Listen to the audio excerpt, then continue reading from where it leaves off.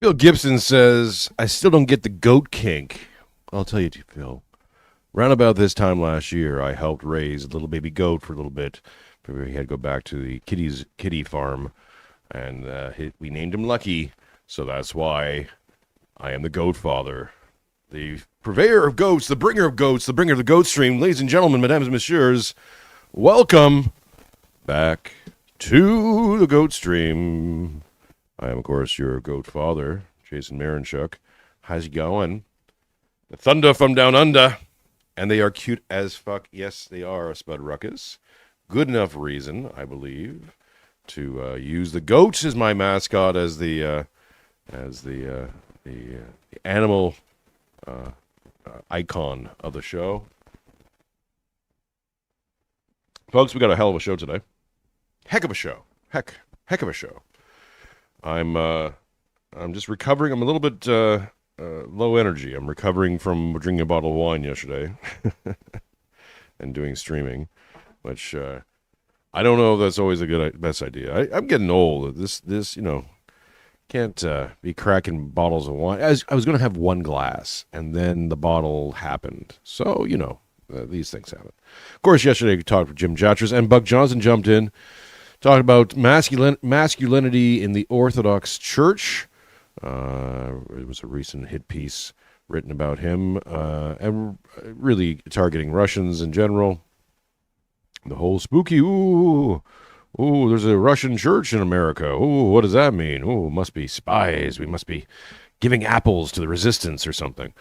Anyways, they didn't say that directly, but you can infer some things. Of course, they talked also about Father Moses McPherson and Father John Whiteford.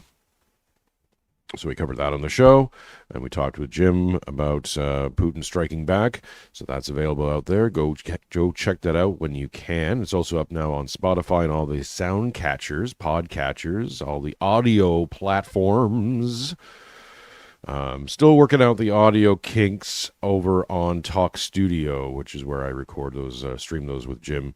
So it's a bit more reliable than this side of things. So anyways, that's just what it is. But yeah, go check that out. Of course, we have still the goals to get to by the end of the month. We want to get to 1,000 USD or thereabouts. We're over the halfway mark. We're almost at 600. You can send your super chats over here on YouTube, or of course, if you're listening to this in the future or even today, you can send it over to me on PayPal. Put me on your payroll by sending some money over on PayPal. That avoids the 30% cut from YouTube and all the rest of the shenanigans. So I always appreciate it. I got, what was it, on Monday? My Tuesday, your Monday. People sent in almost over $100 USD to my PayPal account. So I appreciate all those people. Of course, you can always send me a message over there as well. Let me know when you do. I'll keep checking on them throughout the show. But we'll try to keep abreast of everything and read everything out as they come in or later on in the show. Of course, we're almost at that 4,000 subscriber goal. We're getting closer. If we can get more subscribers, let the people know where to find us. If you're listening to this and you haven't subscribed already, hit the subscribe button, hit the bell notification as well, because YouTube likes to play some games. I've been noticing lags all over the place. I had this theory. I was wondering about this, right? Because Google in general has been playing around with like sort of sound functions and gain controls, and that was part of my just tech meltdown that happened earlier this year. And I, through my investigations and trying to figure out what was going on, I found out that they had been putting on these experimental gain controls everywhere, and now they just rolled out automatic dubbing. So they'll dub you for international languages. It's an experimental feature that you can turn on now in YouTube Studios. And I'm like, aha, that's why they're doing funny stuff. And it's all data collection anyway. So anyways, you might get to hear me in Spanish, Espanol, in a very weird voice. I'm going to try it out on one of these just to see, and maybe play it out for you guys next week. Phil Gibson says, wine sucks. Just do Adderall and have 2 glasses and you'll be flying. Well, maybe. I had some kept recovery mode. So I had, here in Australia, they don't have brand names really. They like to call it by the chemical name. So you have to go and ask for farticinemol. See, I fucking hate it because I can't say it. And it's like, why? It doesn't make you sound smarter, Australians. Like, you can't have a country where you have throat singers and people you have to tell not to drink gasoline and have, farticinemol. Like, fuck off. Make a decision. Just call it fucking Tylenol. Can I have the headache medicine, please? Can I have the stuff that makes my head not hurt? Yeah, that. Please. 2 of those. So be drinking the coffee in the water today. So we're going to be live watching. This is from Cornerstone Forum. This is fairly recent.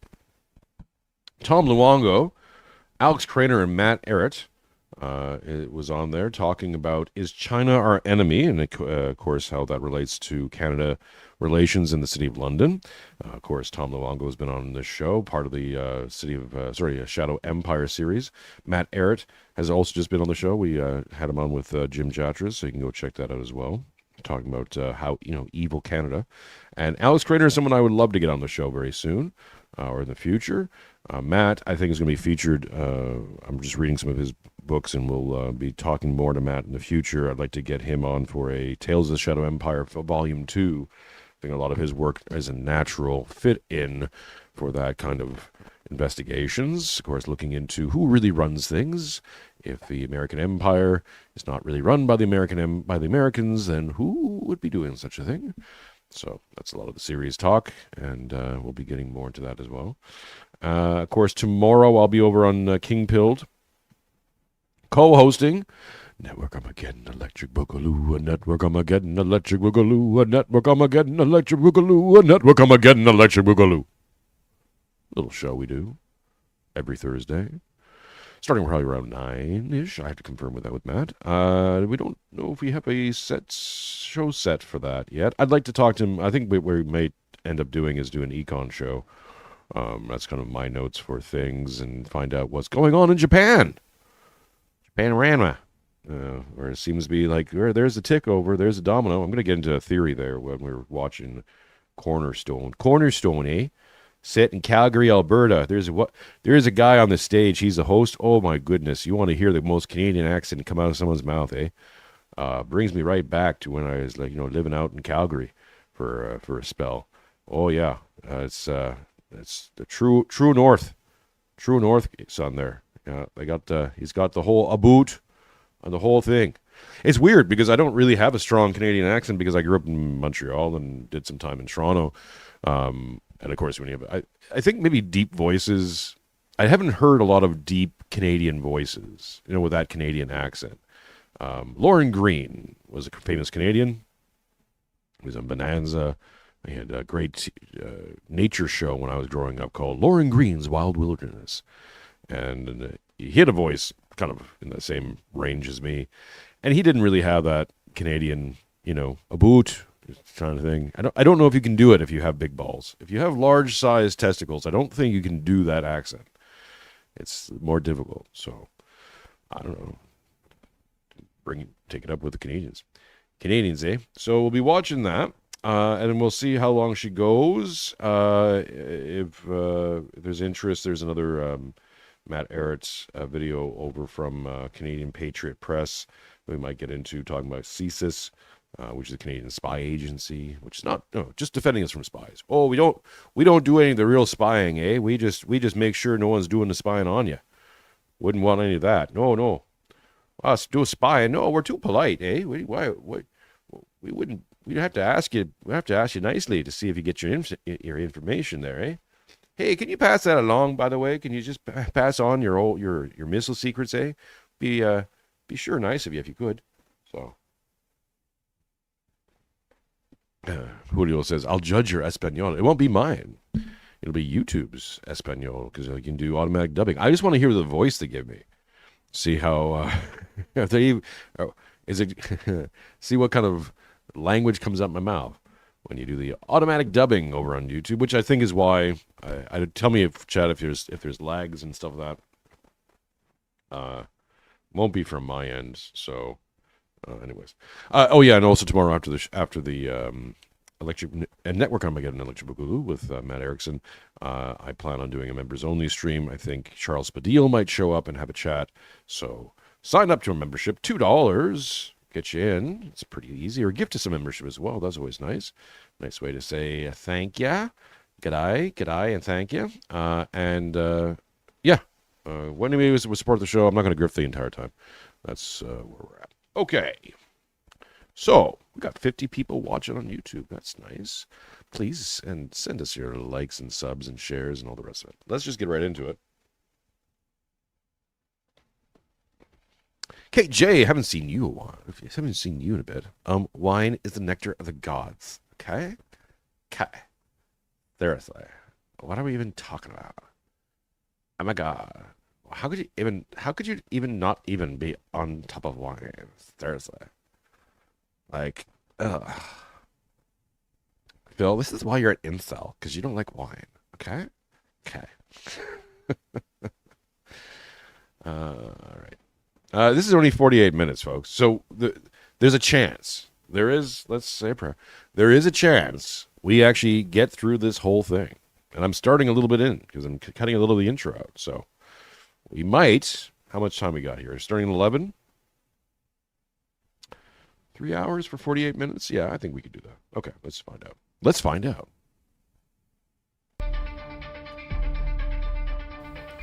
I went way over time the last time, so I thought I'd pay it back now.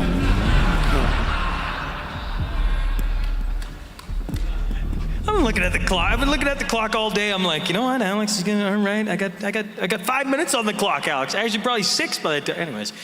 I should introduce this in case people don't know. Tom Luongo has a great website blog series called Gold Goats and Guns. Excuse me, Goats and Guns. A lot of his work is what I've used for my predictions and modeling into the Bond scenario that again is still striking. Some people might say, "Oh, you predicted May and it didn't happen." I'm like, "Yeah, well, it is happening." So we'll see how the dominoes fall. Again, we'll come back, watch on Kingpilled. We'll probably get more and more into that as well. But he's also had Alex Krainer. They're good friends. Alex Krainer's been on his show quite a bit. Alex also has his own Substack called the Naked Hedgie, I believe, or Naked Hedge Fund. He's done an amazing amount of work looking at the City of London and their connections, especially with the Ukraine war and the Bank of England. Definitely follow Alex if you're interested in all this stuff. And Matt Ehret, as I said, just was on the show. He's a Canadian out of Quebec as well. So we share that in common. Good boy, good man. Look at the punim on Matt too. What a strikingly good-looking man. And he's written a few books, specifically around sort of the darker parts of politics, looking into cults and many other aspects of it as well. So he's a good follow if you like, more of the schizo stuff that I like to get into myself, because I think that quite often what we think is schizo today turns out to be all proven truth tomorrow. So as things get revealed in this great Western apocalypse we're living through. So that's the setup for all these three gentlemen. Doesn't matter. We're gonna finish with a round table. So Tom Luongo, Matt Ehret, come on up, and we'll toss them up here. The boys are going to come grab that podium and get it out of the way.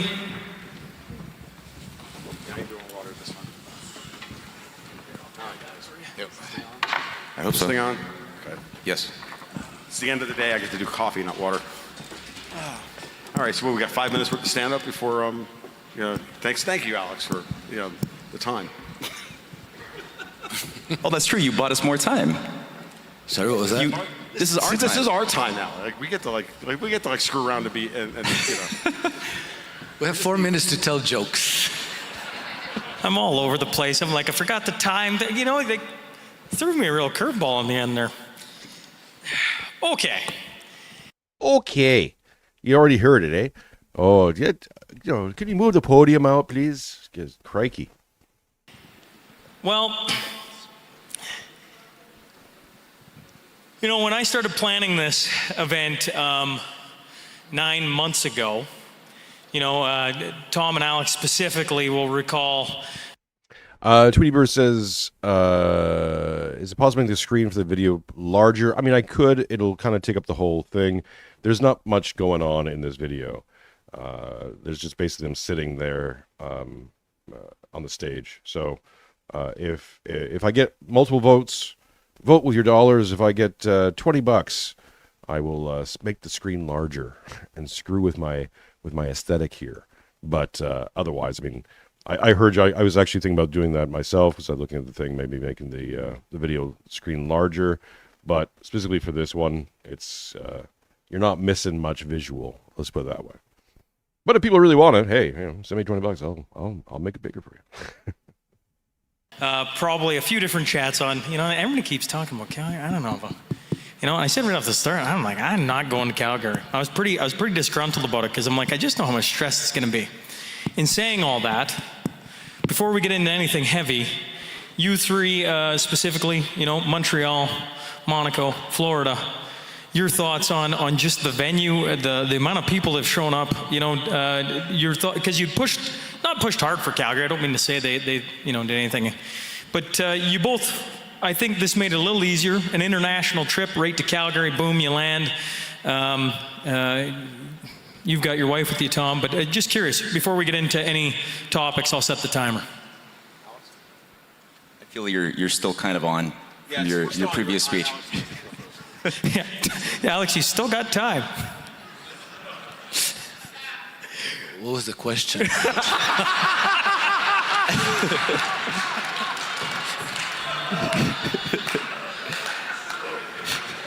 You know?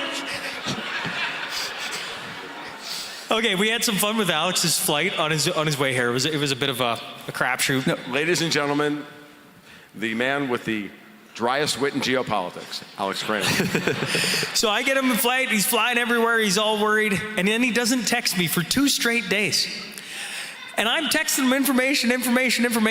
Got a guy. Shout out to Zane in the audience. He's at the airport waiting for him. I'm like, well, he's either stuck somewhere and like he's arrested, or I don't know. Did he get deported? Did he get hauled by customs? I have no idea. Pull in with Martin Armstrong to the hotel, and who's getting out of a cab but Alex Krainer, sitting there, and I'm like, where's your phone? Well, I've had it off for 2 days, been traveling. So the question, Alex, is what do you think about Calgary? What do you think about the crowd here tonight? Because you guys have been a part of the last 2 shows I've done, and I just thought. Connor says, I've seen this roundtable good stuff, but anybody who's paid attention to Mironchuck or Luongo knows everything in this video already. Actually, you know, one of the things I think they bring up here is the China connection, which I really haven't talked much about, mostly because I don't really know much about China in depth, so I like to keep my focus on things that I kind of loosely know about, and my attention has really been more about Ukraine, Russia over the last few years. But so they bring up some very interesting points about China, and that I think are worthwhile listening to directly from these guys, because all 3 of these guys represent different but similar viewpoints on how to get entry into the big giant question, which is, is China a friend or a fed? And I think the answer is yes. Quite often I think with these narratives, people are looking for friends, right? They're looking for the good guy. I think Tom brings it up here, that Trump is more of a gray knight, a gray hero, where it's like yes and but. It depends on the question is Trump a friend? It means more like, well, are you probably for American? He is. If you're not American, probably not. But that's kind of how a leader should be. And this whole world leader thing, like in terms of Trump being the leader of the free world, I mean, that's just marketing bullshit. America's responsibility isn't to the world. America's responsibility primarily is to itself. And if America is the biggest and best and brightest and the best model, then everyone's going to model America and eventually will do better in their own version or form of. But that has to be down to that country. It's like as we've learned from the neocon experiment, you can't really export America or democracy or whatever word, liberty, freedom, yay, individualism, nominalism, liberalism. You can't export liberalism to all parts of the world and expect the same results.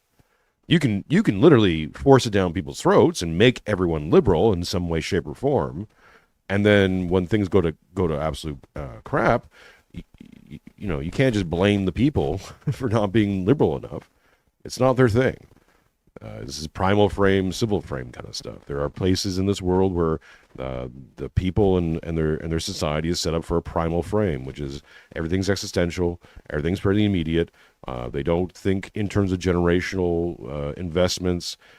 They don't consider things. If you build a bridge for people in the Congo, they're going to rip it down and repurpose it. Why? Because they're in a primal frame. That's what you do.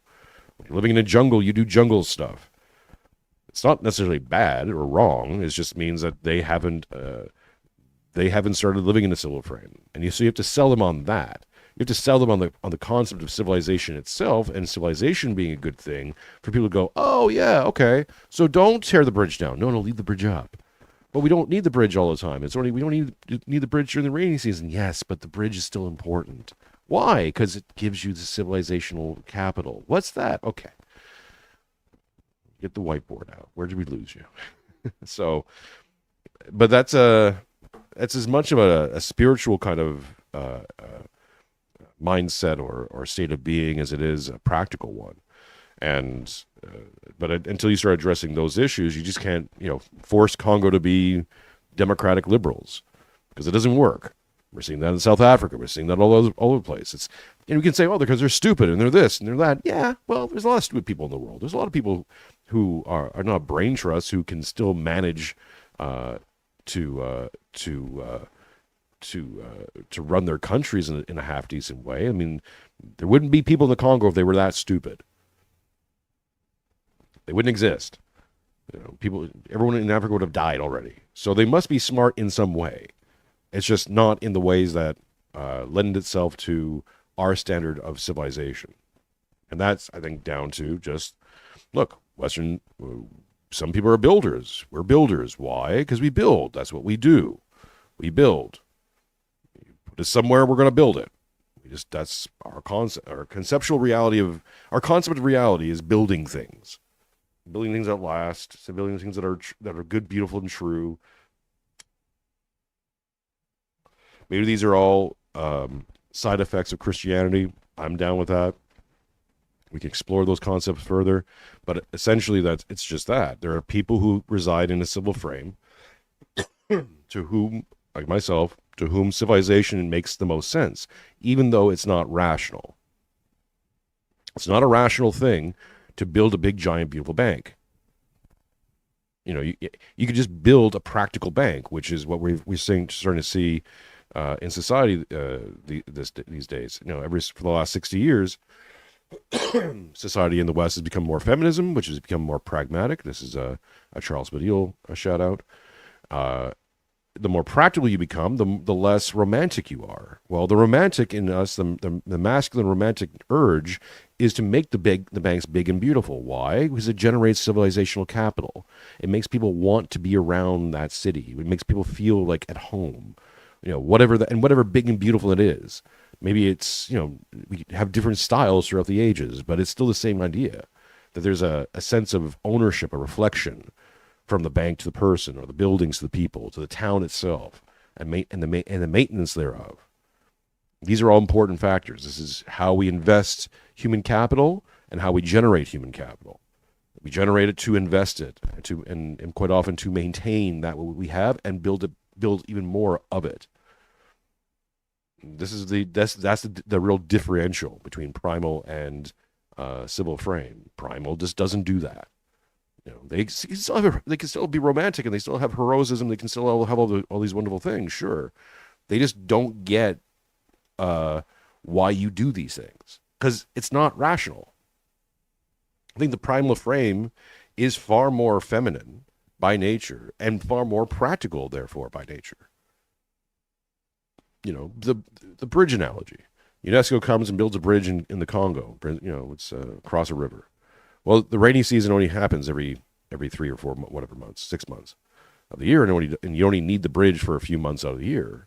So if for the Congo people, they would just have, okay, build the bridge. Thank you very much. That's great. Oh, the rain's let up. The river's gone. We'll just repurpose the bricks. Why would you? Why wouldn't you? That's pragmatic. That makes a lot of sense. You can make a very logical defense for that. Of course, then it comes around race season again, and you need a new bridge, and they go, please build another bridge. bridge gods, come build us new bridges. So CG Constantine said, he says, we build big, beautiful stone bridge because they are awesome. Yes, they're awesome, they're beautiful, and they contribute to civilizational capital. This concept there's a playlist of me and Matthew talking about this. We started to workshop the concept last year. Maybe that's another thing we'll talk about this Thursday over on King Pilled. Go sign up. What are you doing? Dutch Robert says the 15-second theory comes to mind. I'm not quite sure if I know what that is. Sounds familiar, but I'm not quite sure. Let's just see what else is people saying. Dutch also says, what brand of tobacco do you prefer? The cheap one. Here in Australia, that's fucking expensive, dude. So whatever is cheap is usually what goes in my mouth these days. My favorite smokes in the whole wide world are Lucky Strikes. If I can get my hands on Lucky Strikes, I'm getting my hands on them. In my mouth. Put them in my mouth and smoke them. They're like candy. Okay. I would ask for your quick thoughts while I set the timer again, because we're still on your time. Well, I genuinely love this gathering. I love the crowd. I kind of feel myself thriving on the vibe and on the conversations, and I only wish it wasn't going to end quickly and that I could talk to everybody and that I could remember everything that everybody told me. But obviously, it's, how do you call it? I'm a little bit overwhelmed. So, but I very genuinely, I very strongly feel that we are making a difference. I really love Tom's speech because it kind of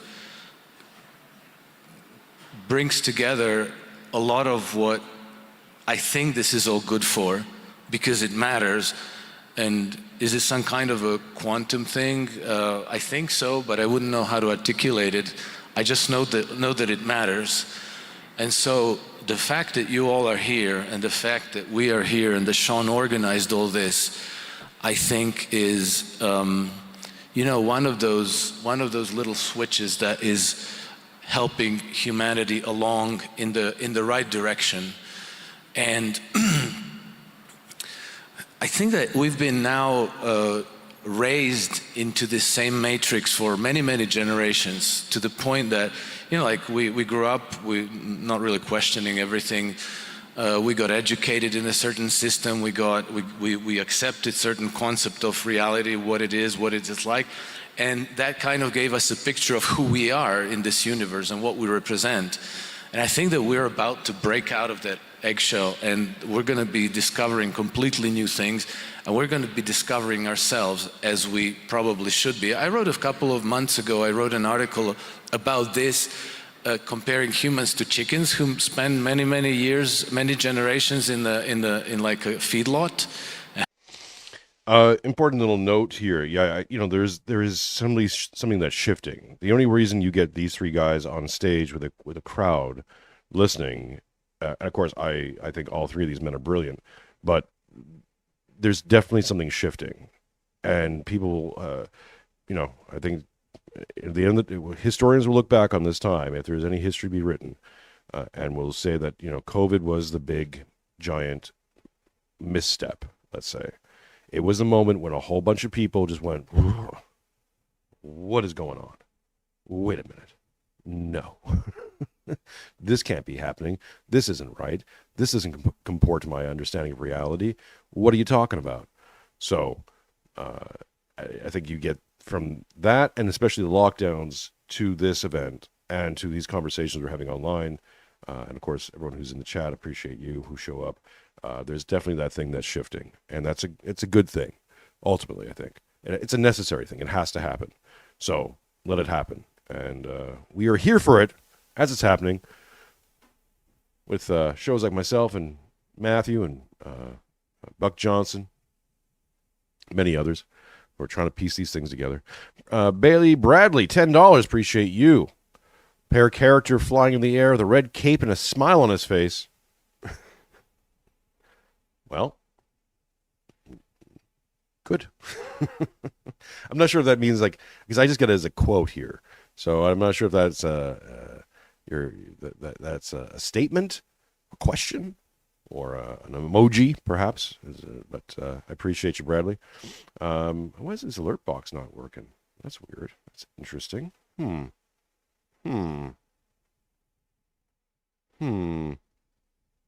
Weird. Okay. Well, anyways. And Lyndon LaRoche Archive has had someone from LaRoche organization on yet. No, not yet. We did talk about LaRoche, I believe, with Matt. I can't remember if we talked about it on stream with Jim or not. But it is something of interest for me as well. It's an emoji, yes. Okay, good. Well, character flying through the air with a red cape and a smile on his face. I'll just read them out. Appreciate you, Bradley. Everyone, model Bradley. Send me some chats. Send me some bucks over on YouTube, or put me on your payroll over on PayPal. Links in the description below. Many ways to support the show. I don't want to keep grifting all day and all night, but I will. Gosh darn it! Trying to get that $1,000 to make Mrs. Mironchuck happy. Give it a go. Why not? Conception of what the world outside looks like, and have no conception of what a chicken growing up under the sun and the grass should look like.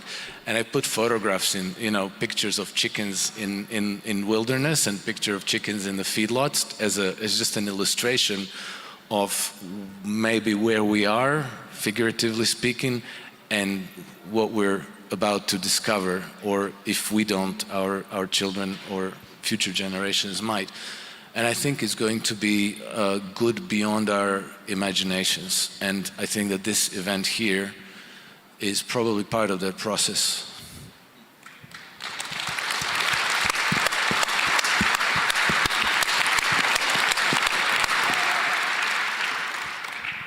Yeah? Do you want to, you can chime in. I'll chime in. Yeah, I definitely think that, it's famously said and resaid, probably to a point of abuse, that with crisis there is opportunity. It's the same word in Chinese, right? Crisis, opportunity. And I think that whether it was 9/11, whether it was waking up to the fallacies of the system during the 2008 crisis, whether it was COVID or whatever the crisis was that jolted us, it was a bit of a blessing, because it forced us to look inward and discover the better part of ourselves that we knew we needed to sort of bring out of ourselves. And I think that Alberta is a great example. That was a paradigm changer for me, because the trucker convoy in 2022, I had lost a lot of faith in Canada as a whole. I didn't think that there was really much patriotism or revolutionary quality in the Canadian spirit. As far as me as a historian, having looked at all the times we failed to really be the bigger part of ourselves at these moments of crisis throughout history that we could have been, that we didn't do, and it kind of jaded me a little bit. So when I got to Ottawa, and I just saw what Tamara and what others, with Beth Ann and others were able to pull off, and discovered the Alberta connection sort of guiding and making that whole thing possible, it got me to appreciate something that I had overlooked inside of the human spirit, and specifically Canada, and specifically Alberta. So for me, I'm often writing, I'm a writer, my wife is a writer, we're often behind the screen, interfacing with people on Zoom, doing interviews through the screen. So for me, it's just being here in a culture that has a morality that's much more intact, a common sense much more intact than what I'm used to interfacing with directly in my part of the eastern part of Canada, is good soul food, first of all, and just what you guys were able to do to just shift my thinking about what it means to be a human being living in this part of the world under this weird monarchical system of control. And what's possible despite all of that was a blessing. So I'm grateful to be invited here. I'm really thankful. Let's talk about the Alberta situation a little bit, because you have 2 poles in Canada, right? Quebec separatists, nationalists, people who threatened to leave the country before, and Alberta, who's saber rattled, who has brought up the idea of doing the same. Of course, Alberta in Canada is noteworthy because it's the home of Alberta oil. Like it's basically Canada's little Texas. There's oil and gas and other resources throughout the other provinces, notably Saskatchewan, which borders it. But Saskatchewan mostly gives Alberta a lot of water that they need to do the oil and oil sands extractions and all the rest of it. So Alberta's sitting pretty with that. Of course, in Quebec they have the leverage of Hydro-Quebec, where Quebec supplies electricity for most of the eastern seaboard all the way down to New York as well. So they've got that going for them. But Alberta is big oil, and of course, now the rumblings with Trump saying 51st state. I like the Trump's recent Truth Social post saying that Canada can join the can be protected by the Great Golden Dome that they're building, the Great Missile Defense Dome across America. If they can buy in for, I believe it was $62 billion. I believe that's in USD, because why would you want Canadian dollars? Wouldn't want to do that exchange, right? So they can either buy in or they can just become a state and then they get it for free. It's a pretty good deal. So I like that little dig.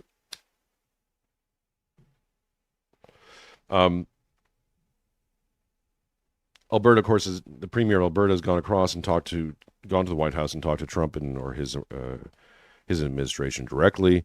There are rumblings that Alberta will be picking up a separatist or whatever, a seceding vote quite soon.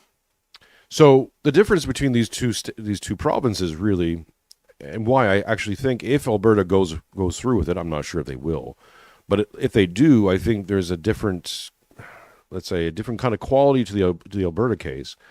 One, because they'd be leaving to join America, so that's also a different thing. When I lived in Calgary for a little bit, I always noted that Calgary especially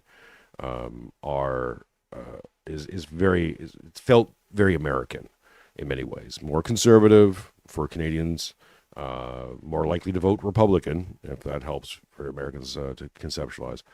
But just kind of the whole feel was a bit more American as well.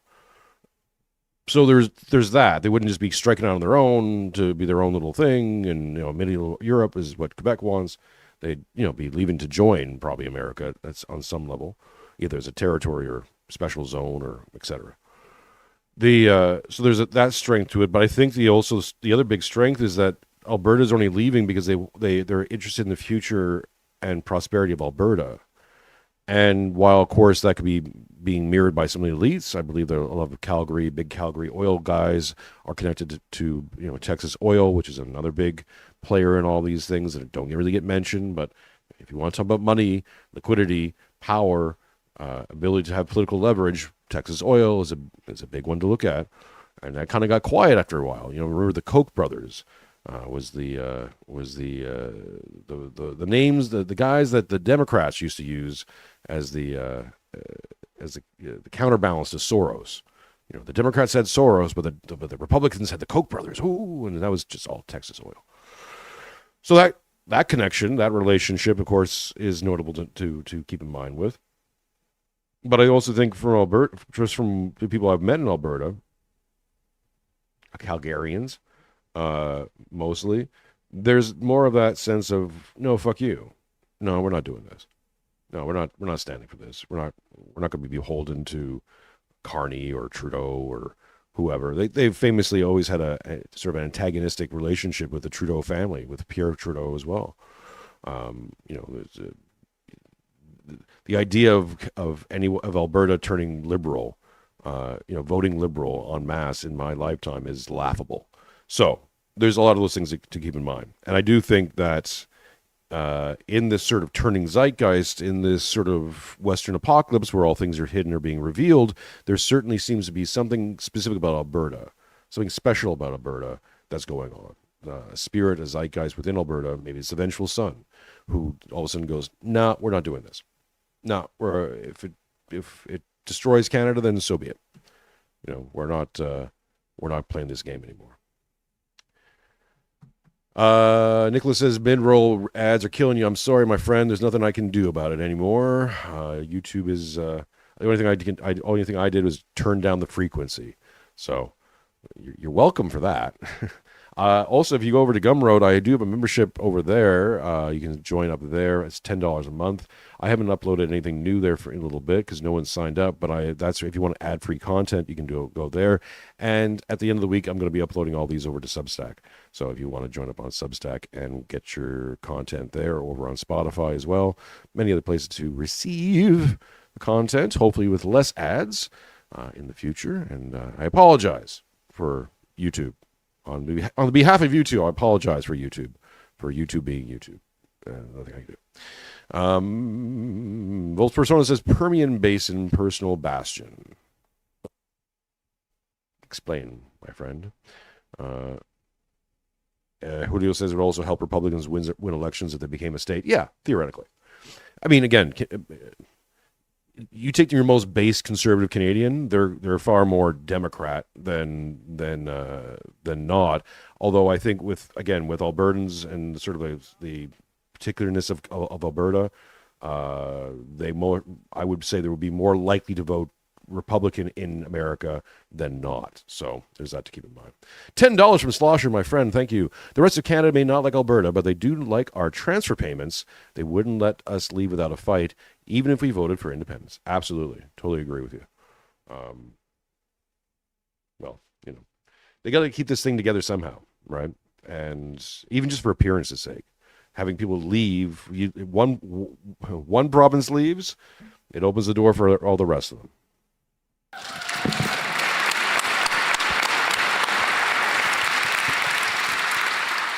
Well, after those two guys, I'm going to just make it look really easy for y'all Albertans. I'm here for the steak. And the Edmonton Oilers. Because that stuff is off the charts good. And I'm from cattle country in Florida. I'm sorry, Flames fans. I'm just going to interject for a second. Him watching an Oiler game is maybe the best thing I've watched, and I'm a diehard Oilers fan. So you're here for the steak, but you're just over the moon. I'm surprised you didn't wear your Oilers jersey on stage again. Well, yeah, I actually did bring my Oilers jersey again, and I was.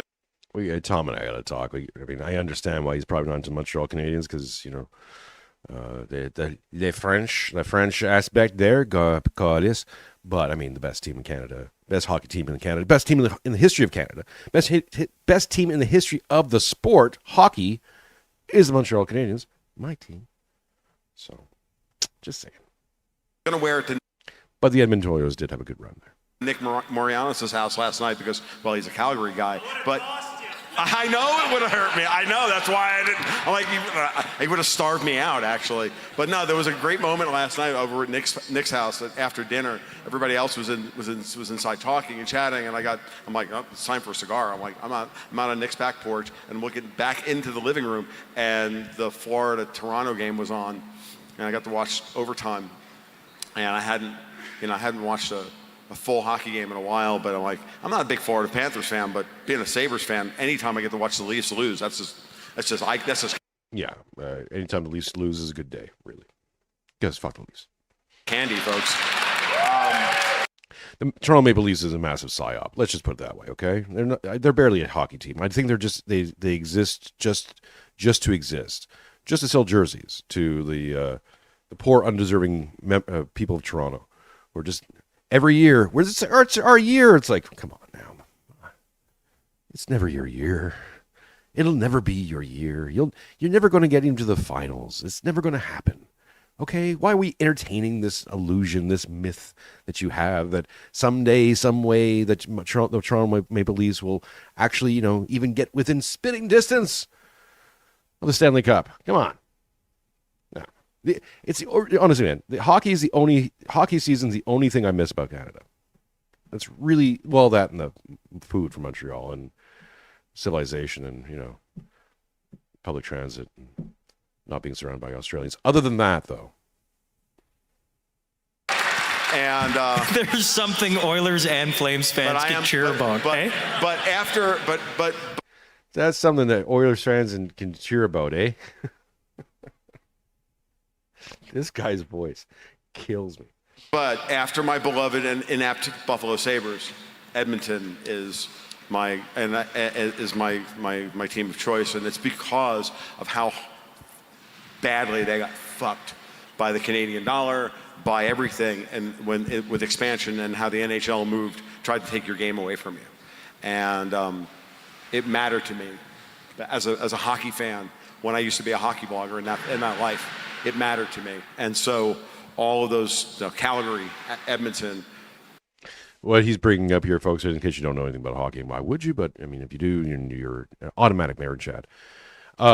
He's talking about Edmonton Oilers back in the 1980s. They had an all-star team that was Wayne. Maybe some of you may have heard of this guy called Wayne Gretzky, and a bunch of others.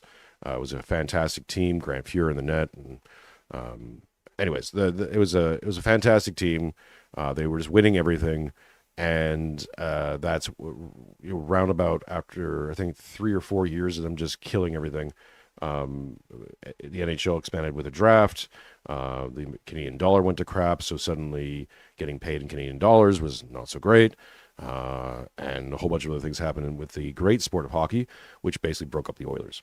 And so it's imagine like the only thing I can say if you don't know hockey, maybe you know other sports, is like the Chicago Bulls when Michael Jordan was around. That was the sort of the corollary. That's how good that team was in hockey. Connor says no interest of living in the U.S. Not really. I mean, I'm out here. I'm not moving continents again. I'll come visit. But like moving again, I'm 48 this year. I don't got much more moves in me. This used up all of them. If I had more than one move left in me in my life, this moving from Canada to Australia, that was it. Now, there could be reasons to flee this country too, if it comes down to it. But I feel like we're making a stand, for better or for worse. So. Yeah, I don't think I don't see any transcontinental moves anytime in my future, but we'll see. And of course, I can't even come visit unless we start hitting some of those money goals, folks. Open up your wallets and there's some $5, $10, anything from the USD. When I do the money translations over here, it's more. So things cost more, but it is more. So. Send me some of your freedom dollars over on YouTube or on PayPal. This gets rid of all the cuts and haircuts and all that stuff. Someone mentioned I should go on Entropy. I was thinking about that, but if I'm going to direct people off site, I just might as well send them some places where I get no money taken off whatsoever, which is PayPal. So keep doing that, folks. Appreciate you. See the numbers keep going up, which is always nice. Spud Ruckus says, we need to liberate California. I recently heard that they have an oil basin to rival Permian, but the regulatory bureaucrats and tree huggers won't let anyone near it. Well, again, they got to keep those. The oil prices have been set at $70 a barrel, and that was Janet Yellen move. We can speculate why, but it's been set at $70 a barrel, and that's where it got. It hasn't moved at all, and many strategies to keep it at $70 barrels have been used over the last 10 years, really, and for everything from selling LNG gas and going to war with Russia and all these other things, just trying to set that price. This is also why the threats of regulating or sanctions against Russia, and I think Lindsey Graham has said 500%, which is a stupid number. It's just a made up number. But if you start to affect Russian oil to China and the global South in general, and let's say you're successful in stopping it, you would shoot energy prices to suicidal levels overnight, instantly. You couldn't facilitate the need, especially with transport costs. It's impossible.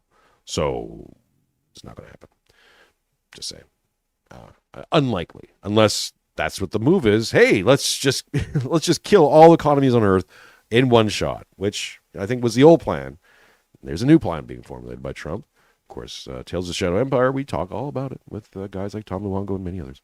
So, one last one. Tree Surgeon says, have you heard Carl Benjamin talk about the Den Mother? I have not, but I will check it out. Julio says, I would love for you to get Thomas on and pitch him the City of London theory. Thomas who? Thomas 777? Because yes, he's talked to Stormy Waters about it. I don't think it's a well kept secret in those circles. So again, it's not even my theory. It's borrowed from guys like Stormy Waters and Tom Luongo and many others. So even Vancouver to a lesser extent. You had the champion that Western Canadian tradition, because boy, do I love the Western Hockey League defensemen. Like, if I'm a GM, I want your boys, because you guys, they are the best in the business. They really are. You know, when I started the show, I was with Martin on stage. I really wanted him to talk about Carney, Canada, all the things. And with you three on stage, I'm just kind of curious what your thoughts are on Trump, his first 100 days, what you think he's doing. I mean, this is a geopolitical roundtable, right? So we're looking, you know, when I bring specifically you two, and now we're adding Matt into the middle of it, I'm curious, you know, you've seen Trump in action now for how many days, and other things, as Tom certainly loves to, and Alex, add in the different pieces. I would love to hear your thoughts and give the audience a feel for where you think Trump is at. And, you know, because we watch Carney and the Liberals play an absolute, you know, I don't got a lot of praise for the Liberals, but what they did on creating Trump the bad man and winning an election was something to watch in our own country. Your view from the States, across the pond, out east, on Donald Trump. And feel free to go back and forth, gentlemen. So where do you start? From me? Okay. With you. With you. Okay. So, thank you. I have to say that so far it's been 100 and some days. My impression is very positive. It is very clear that Trump is challenging a very deeply entrenched status quo. I think that a really good context within which to analyze what's going on is something that Matt and Cynthia have written extensively about. You know, and I alluded to it in my remarks a little bit earlier.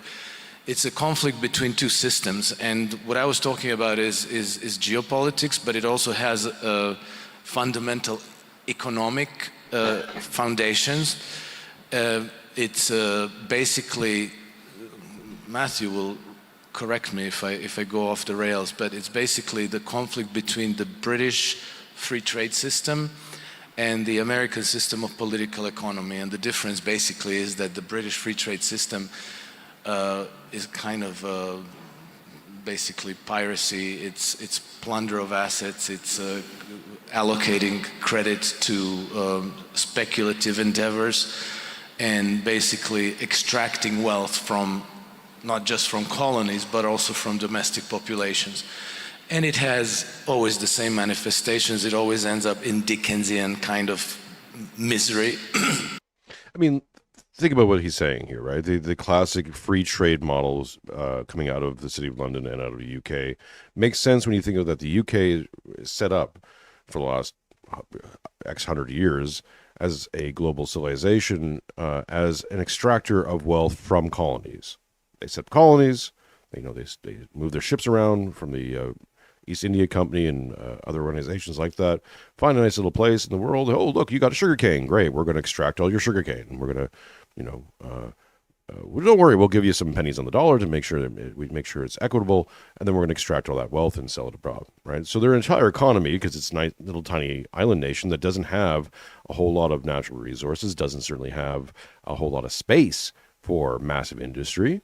They've had shipbuildings and all the rest of it, but they can only do so much because they're a tiny little island nation. So they colonize all over the place. And because Europe is kind of shut off to them a little bit, although they have tried in the past, but they just basically took over everywhere else. So their concept of having sort of this global mercantile monetary system makes sense. So when people start talking about free trade, you understand where that's coming from and who it serves, what the mentality of those people are. Also comes down to into politics, right? The idea of carving people up, keeping things in conflict, so that you're always. The nice thing about conflict in certain areas of the world, especially when you can have a nice little button you can press and go, oh look, let these people start going to war with each other again because of sectarian violence and problems with this and that and the other thing. Great. Well, that just drives up the value of commodities. So whenever you need to drive the value up, just sing a little war in the area where that commodity comes from. Nice little ways of controlling it without actually necessarily having to go in there and actually control anything. So this has been sort of the British model, and it's certainly why when we say things like the Shadow Empire and who's running things, and why all these roads or shipping lanes especially lead back to London, mostly, a square mile, city of London, is because it factors into that mentality. It doesn't factor into the American style, which is the political economy. That's we'll explore that term more. I don't want to misquote it. But essentially setting up the political economy would basically be setting up franchises in different countries. So, having good nominal relationships with all your trading partners and then franchising it out. This is the idea of exporting markets themselves, something that Matt Ehret and I have talked about. Belial Bradley, $10 again. Appreciate you, sir. Pair character bowling down saying thank you. Thank you for your pair character bowling down, saying thank you, sir. Thank you to your pair character. So not really moving the goal up here. I don't know why, but we'll keep an eye on it. We're getting closer. We're over that $600 mark. We're getting closer to that $1,000 mark. We got a few more days left in the month. Let's hit it, folks. And just for bragging rights, just to be able to say, we did it. We set the goal back up again for next month. Of course, send me your money over PayPal as well if you can. That puts money directly into my pocket, which I always appreciate.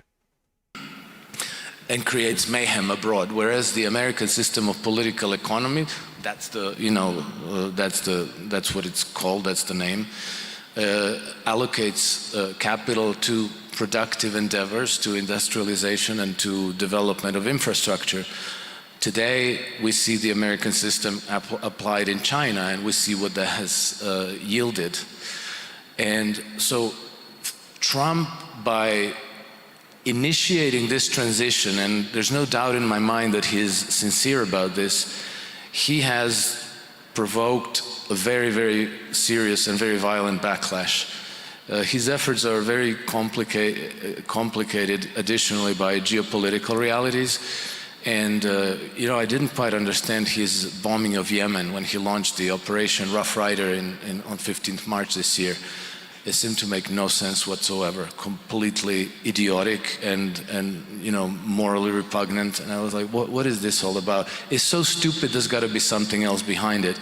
I think that now we're starting to discover that maybe it was a way to not go to war against Iran, to say like, hey, look, we're doing all this to support you, and we're busy, and so we're gonna put that Iran war thing on the back burner. And then when Pete Hegseth voted against the war on Iran, we saw the absolutely hysterical reaction against him. So that shows us that that certain political powers in the United States are so zealously and so fanatically committed to the idea of cleaning up the Middle East with these biblical messianic plans and agendas, that it's obvious that Trump cannot move in a straight line. He has to kind of dodge bullets, and some of the effects are going to be ugly. But I think that if I pull back from the hot button issue, it seems to me that his initiating very important positive changes. And then another thing that reassures me is I listen carefully to what the European media are saying, what the Russians are saying, and what people in the other parts of the world are saying. And I see that in China there's a vague sense of support. The Russians are very positive and supportive of Donald Trump. The Europeans, the European legacy media, the British, British public officials, the French, the Germans, their heads are exploding. They hate Trump, and so that tells me that he's doing stuff right. He's got a very good point there. If the enemies of our enemies don't Donald Trump, then we should like him, just for that fact alone. Phil Gibson says, from the Quiet Parts Out Loud podcast, number go up theory is fake and gay, except when you pay your favorite content creators like Jason and Matthew. I agree with that wholeheartedly. Help my GDP go up. Line go up. Always going up. We don't like it going down. We like it going up. I've been told that maybe it's because it's feminism.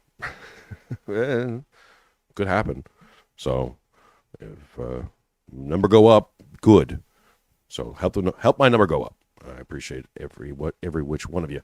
So just a touch on this, right? So the pause on the war of Iran, or trying to get rid of the war in Iran. Why Trump really doesn't want any more wars. Now, we can speculate that he just doesn't like wars, and that's fair enough. But the other two things, I think, why he's trying to bring at least a ceasefire or some sort of pause or negotiation for the Russia-Ukraine situation, and certainly does not want to get involved in Iran on behalf of Israel or anybody else, is because of these. I've done this before, but I'll do it again. If you go into your wallet and you pull out a paper bill and you hold it in one hand, and then you have a drawing of that same dollar in another, these two things are dollars, right? These two things are currency. One you can go into the store and buy stuff with, and then there's this one, which you can't really go to the store and go, please, I'd like to have my pack of smokes things. I will write 50 on this and give it to you, Australian dollars. But these are 9/10 of all the dollars out there in the world. These are offshore dollars. These are your money printer dollars. These are your monies in the derivatives markets and everything that's tied to the international bond market through treasuries and all the rest of it. That's what these are. The number one thing that the Fed, through Jerome Powell and Trump and many others are trying to do, is stop the proliferation of these. Because the more of these in the world, because these are all tied back some way, shape, or form to USD. Why? Because USD is the reserve currency of the world. So in some way, shape, or form, the American currency is tied to these. Now, how many of these are in existence? Oh, about 4 quadrillion. Not a lie. I mean, whatever. It's a number. It's a huge, giant number. I'm saying 4 quadrillion, trillions upon trillions. Because we get into the derivative market, and these things just multiply like crazy. Oops. So there's more of these, then there's more assets or more dollars or more anything to be able to support these. So these begin to become devalued, and they directly devalue the American currency. Oops.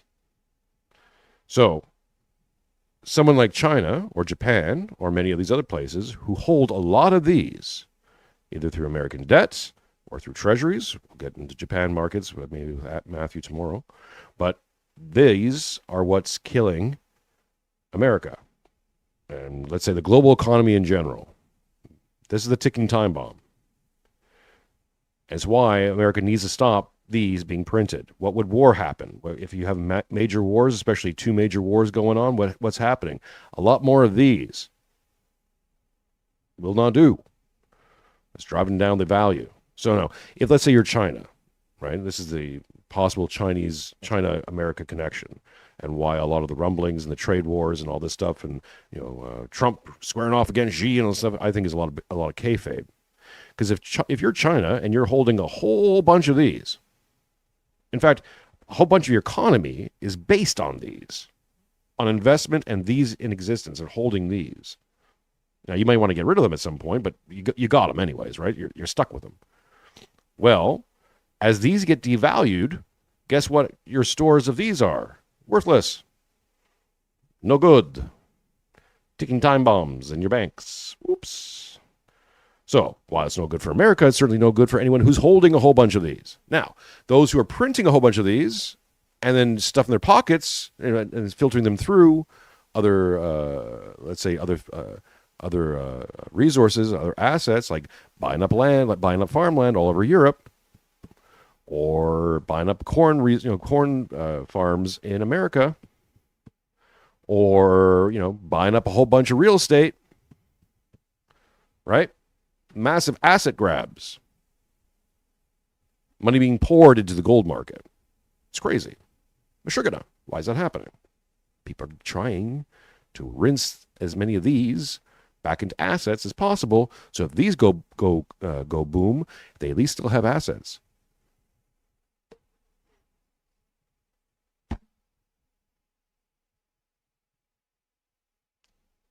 When I was first starting to talk to Stormy Waters about this, and then I started doing follow-ups with Tom Luongo, and I started digging into it, that was the part that made me go, oh. And also followed by, shit. That's gravity. That's just brutal mathematics. I'm not an econ major. I don't know shit from Shinola when it comes to these kind of markets and stuff like that. I'm not the expert. I'm the pure journalist in this fence. One of the things they taught me in journalism school way back when was, and don't hate me, I didn't end up being a professional journalist. I learned it in school and then mucked around a little bit, and then went to be a bartender because I like to drink, and I have these things called ethics. So excluded me from the journalist class. But one of the things they used to teach you is that you, the journalist, don't have to be an expert on anything. You just need to be able to talk to the experts and then translate what the experts are saying in a way that can be understood by others. That's the job in many ways. So, that being the case, I just looked into it and listened to some people who are coming up with concepts that I hadn't heard before, but that certainly doesn't mean that they're wrong. And then when you start doing the math and you start looking into the other things and start seeing like all these other things kind of lining up, and you go, God dang it. Not only is it mathematically true, not only does it seem to be financially true, but it's sure as hell narratively true, and that's what interests me. I'm all things narrative. You're telling me one thing, but yet you're doing another thing. I want to find out why. So the bond market, and again, what's happening in Japan, is a big, giant problem. Well, a big, giant sign of the times. And I can't help but think that when Trump met with Shinzo Abe, and they seem to have a relationship of a certain kind, and then of course Abe is then assassinated soon after. That stuck with me. It's the big giant why, and I don't follow anything they're saying. Like, just so happens a pro-Hamas guy shows up in DC and finds these two people. Yeah, cool story, bro. Just so happens that the Prime Minister of Japan, who might be having plans against these guys, who might be setting his own traps and et ceteras, just gets off by some weirdo with a makeshift gun. Because of climate change or things in Japan, of all places. Cool story. Don't believe it. I believe there's been many traps being set.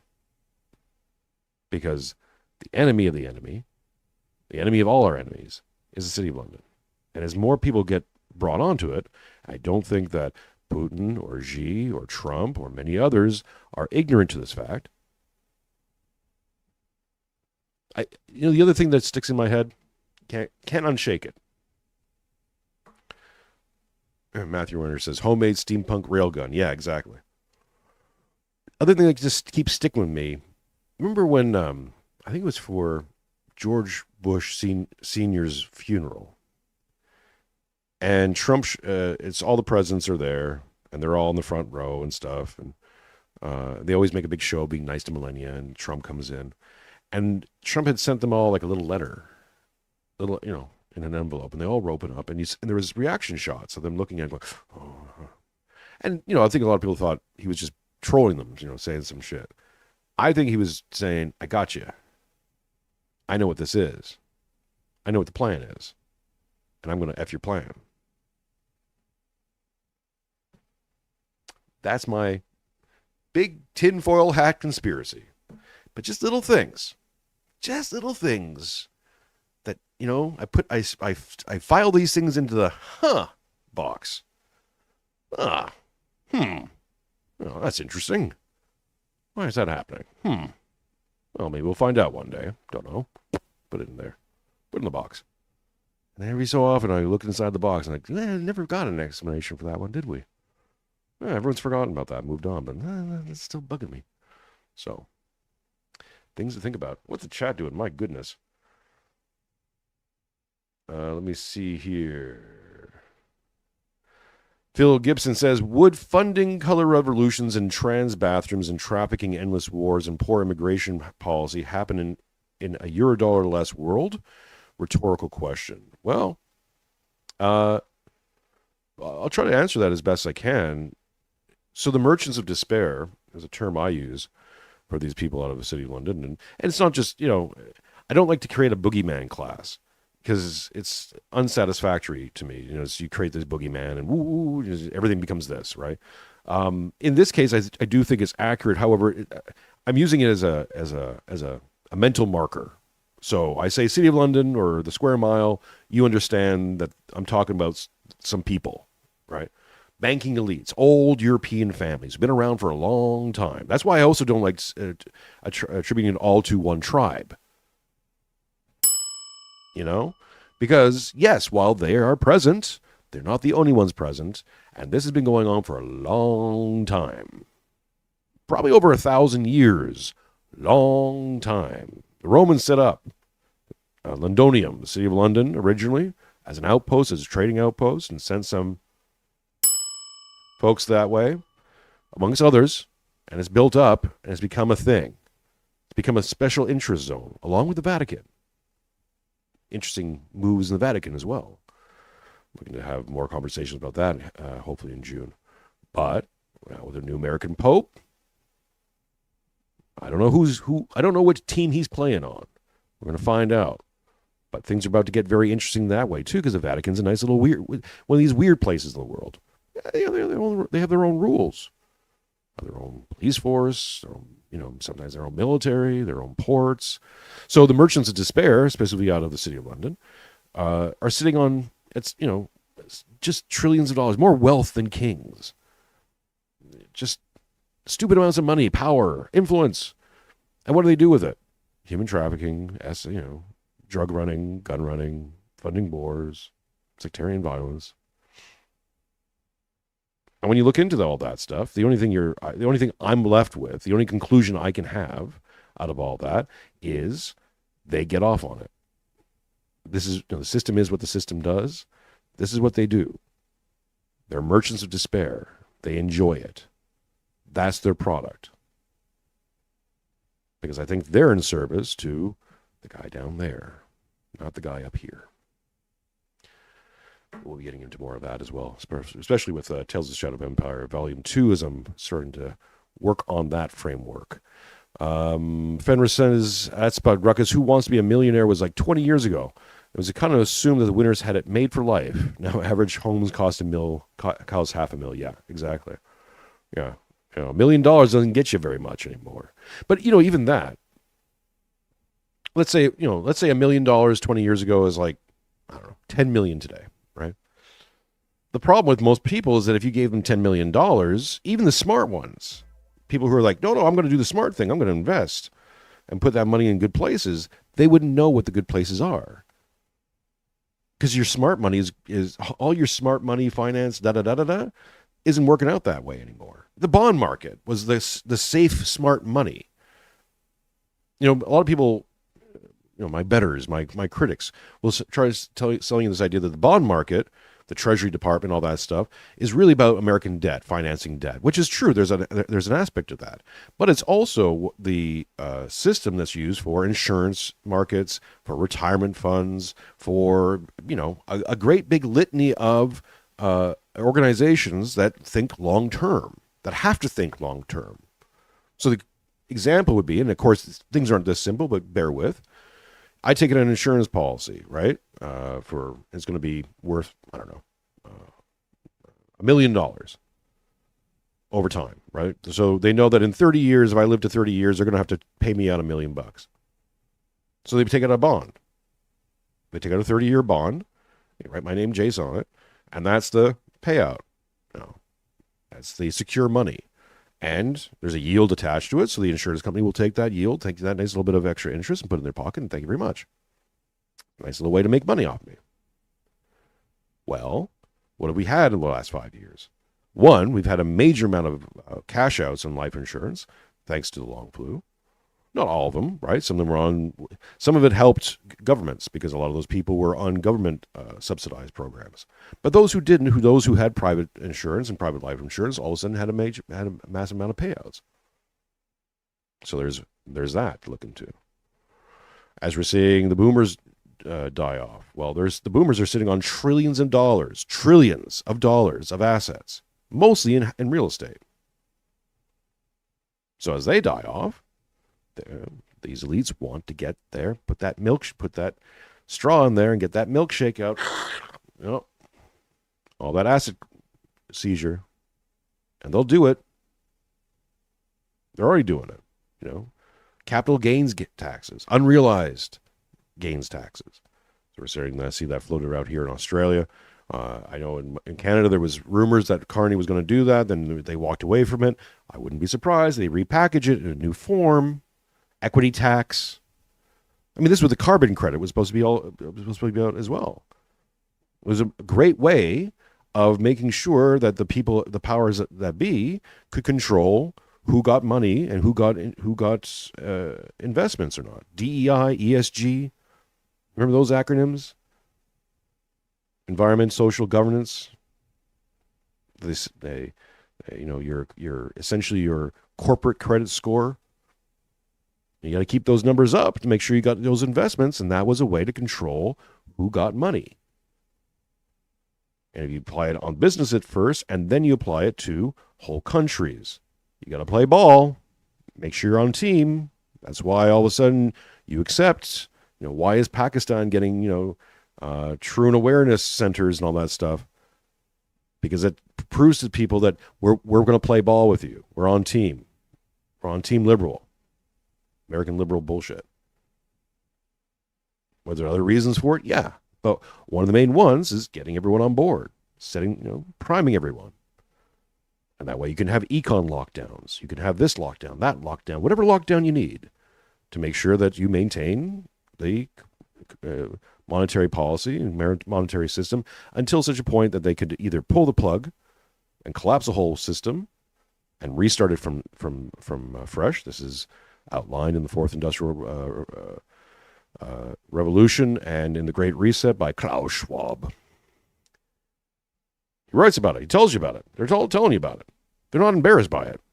This is the big brain. This is the big brain idea. This is the big plan. This is going to be the thing that was going to get us into the 21st. Finally, the 21st century. Maybe someday we'll actually live in the 21st century. Wouldn't that be nice?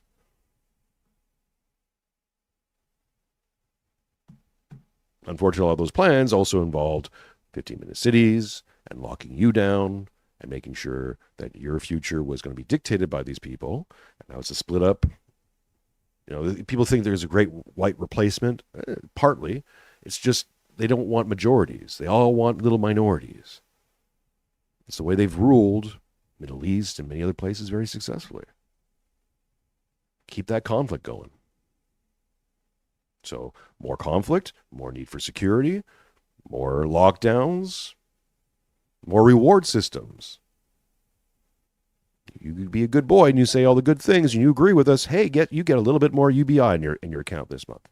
You can access your banking.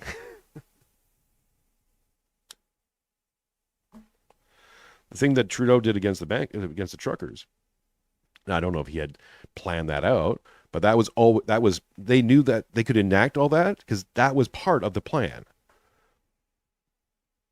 That was going to come, that was going to be for everybody all the time. Hey, China's doing it.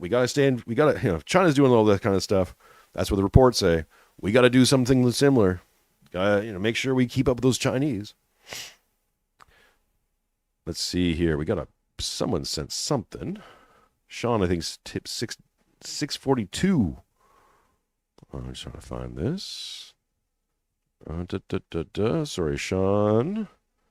I'm looking for it, buddy. Oops. Hey, maybe I can read it here. Sean has tipped 642. Says, apparently the thing with the Japanese PM had something to do with the revenge for the PM's involvement in the Mooney cult. James Coburn did an episode on it a few years back. Whether that's the reality or not, I do not know. I'll look into it and maybe we'll do a stream on that separately. I just think that it's my personal opinion, right? Tinfoil hats, just Jason being crazy again, that when you start to apply this stuff, this econ stuff, into the matrix of understanding, into your narrative theories, all of a sudden it breaks a lot of theories and makes a lot of other things that don't really make sense, that kind of stretches, make a lot of sense. Because even if, okay, let's just say it's over this Mooney cult stuff, it means that the Japanese PM's security broke down completely on that day, just because. So those are the things I don't like. Those are the questions I'm like, see, that doesn't sit well with me. What else is we saying in the chat? We'll play this. We'll keep getting back to the video. Yes, the envelopes. Bitcoin is being set up as a parallel, I believe. I think you're seeing two parallel systems, both the gold market and Bitcoin. Gold's for the people who just don't trust Bitcoin, and Bitcoin's for everybody else. So, Spud says, I'm very thankful to be seeking or selling, I guess, my dad's house before Washington State imposed a cap gains tax because I have no doubt they will eventually. One of the reasons I live in Idaho, yeah. If they can do it, they're going to do it. It's that, again, how do they suck in all those $1 trillion worth of wealth that's just sitting on the table? How do they recoup? Recoup. It's more like, hey, the boomers thought they were just doing the right thing. They thought they were doing the right smart thing and going to live in Margaritaville, and many of them did. And good, God bless them. But what they didn't understand is that by generating all that wealth is certainly not going to just be left there. The concentrated psyop against boomers saying that, their kids are ungrateful people who should be cut out and just left alone. And you see those reports, and Mick Jagger's not leaving his millions to his kids, or Warren Buffett's not doing that. I said, why the fuck wouldn't you? I mean, Mick Jagger's got like 20 kids, so maybe it's just, financials. He's like, I'm just saying no to all of it. But, for the rest of them, it's like, why wouldn't you leave your legacy in your hands of your children? See how that is anti-civilizational? That civilization is built on the concept of generational wealth, of generational inheritance, not of just money and things and material, but of civilization itself. And these guys have just given up. It's pathetic. One last one. Slosher says they inflate the money, causing housing to go up in price, but one house is still one house. Now they want to tax it. Yeah, well, they want to seize it, really. They want those assets.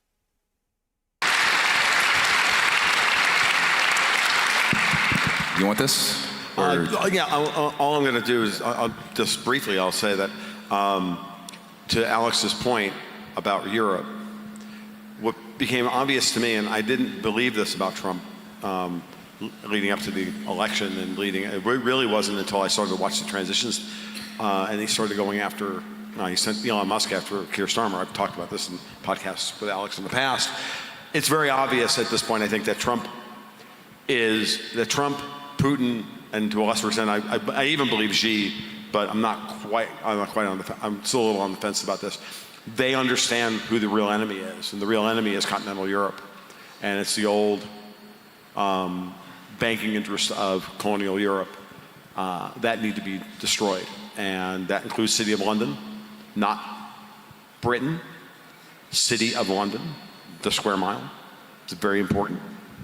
That includes the Vatican. I hate to say it. And the goal is, if you look at everything that's happening, if you just look at all the little hotspots around the world and the way that things are shaping up, they are trying to bottle up the old pirates of colonial Europe so that they have no places to plunder.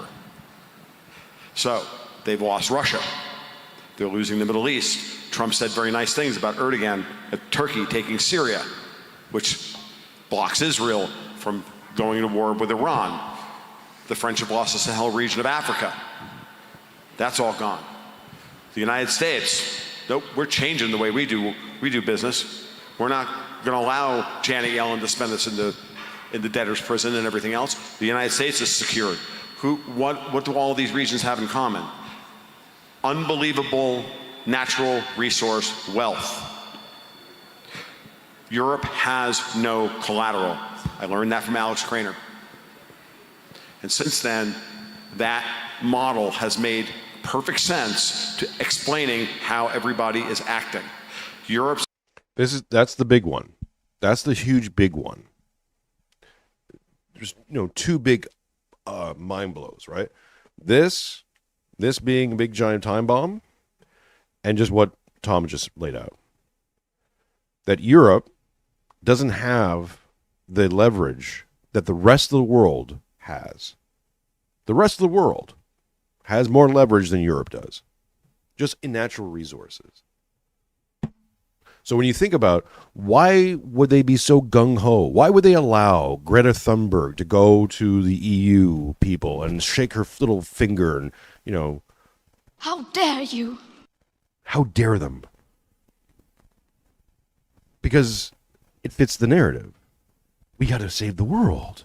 The world's going to be on fire. We got to save the world. We got to clamp down on energy and all the other things associated with energy. Why? Because Europe doesn't got none. And I know when I say this, and some smart mark is going to come out there and say, you're a Canadian games journalist out there was going to go, oh, but what about Norway? I'm like, yeah, what about Norway? What about Spain, I'm sure, has some coal mine somewhere which pumps out stuff. Yeah, okay. Then you look at the numbers from Russia. Oops. Why do you think they're so gung-ho on Ukraine? Because they really give a crap about Ukrainians? They love the pierogies? What? No. They like Ukrainian women. Sell them off. They like Ukrainian rare earths. And they sure as shit love Ukrainian energy and oil and gas. Because it's closer.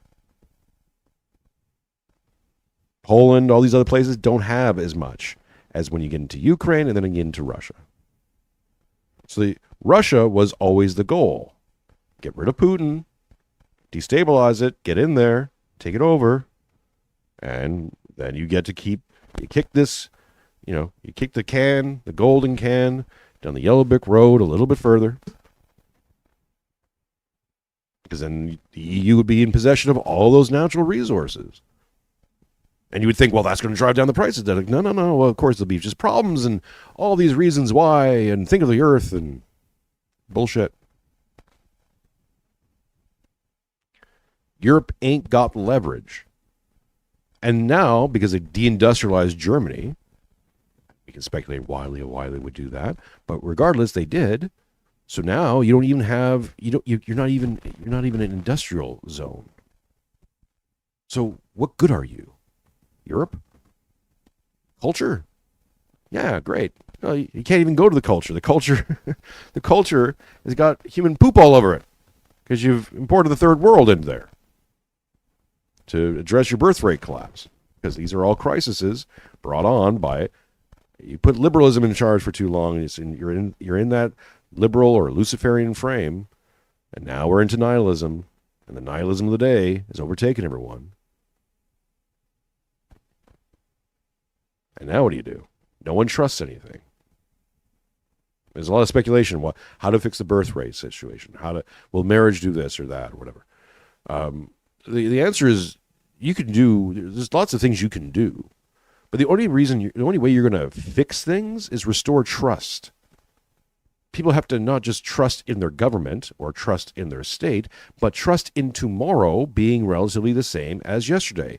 Hopefully better, but at the very least not worse.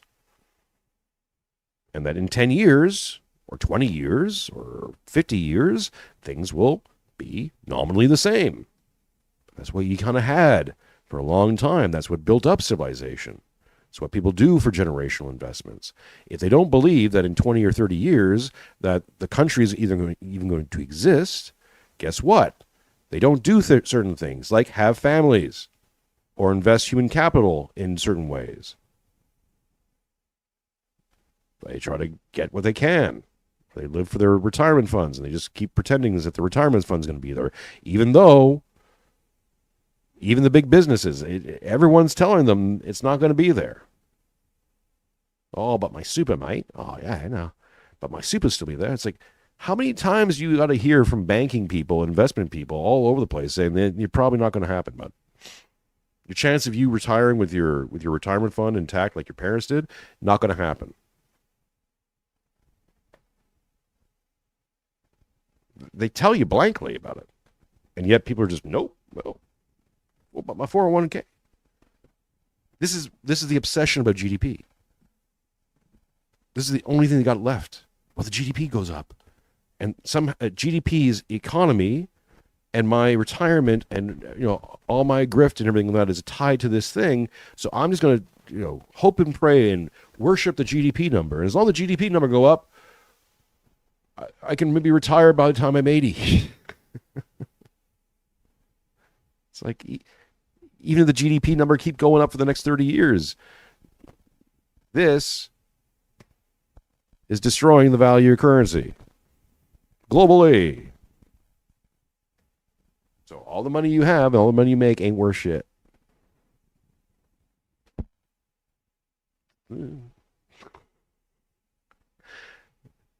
All right. We got a Russian in the chat. NATO is the legacy of the British Dutch East Indian Company, 1601. It's banking protection racket against it's banking protection racket PMC. Yeah, there's a lot to.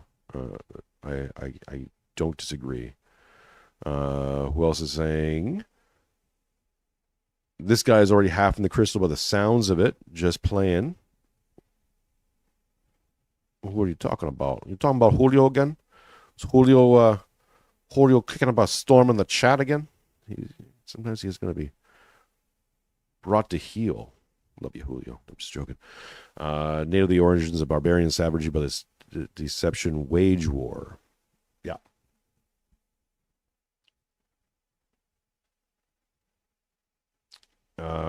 Anyways, I'm not sure we have a Russian bot in the chat. Say something original there, my friend, or we might have to kick you. Of course, yeah, give money. Send money, please. Only path forward is to plunder Canada. That's why they hate Alberta. That's why Ottawa hates Alberta. That's why Mark Carney is... Hey, let's just back up a little bit here to give you more context after I've been talking. But yeah, I also agree with this analysis that now the Russia thing is collapsed. The Ukrainian, the plan Russia's collapse. Project Ukraine is quickly showing itself to be no good. They're going to have to, Ukraine, I have just read the report this morning. Ukrainian air defenses are basically collapsing. Front lines are collapsing all over the place. Ukraine just doesn't have enough men to staff them. The end of that conflict is very quickly coming to an end, one way or the other. And it looks like Russia's just going, fine, we're going to do a military solution. We tried it. We held out. We tried doing negotiations. That's not working. You guys keep saying this really stupid stuff. We're going to go full military solution. And that's what seems to be happening. If that's the case, then Ukraine's gone, right? Off the table. Who knows? Whatever's left, not going to be a big deal. So then where do they go? Well, Canada's got resources. And now they just put in a prime minister, and I was going to say they put him in. Mark Carney, who was the only non-British citizen who was the governor of the Bank of England, and was also the governor of Bank of Canada, and now is sitting prime minister in lead to make negotiations and who knows what. So we know who he's friendly with. Just had King Charles over. So we know that plan is still, they're still holding on to it, still trying to piecemeal to it. And I think that's what Tom is alluding here, is that the powers that be, the City of London, are looking and saying, well, we couldn't get it done in Ukraine, we'll get it done in Canada. Moldy says, please get a merch store with black hats with hologram goat logo. I was working with some merch stuff. I will have more of a merch stuff announcements in the next week or two, hopefully. Europe has no collateral. I learned that from Alex Krainer. And since then, that model has made perfect sense to explaining how everybody is acting. Europe's only path forward is to plunder Canada. That's why they hate Alberta. That's why Ottawa hates Alberta. That's why Mark Carney is Prime Minister, and that's what has to end.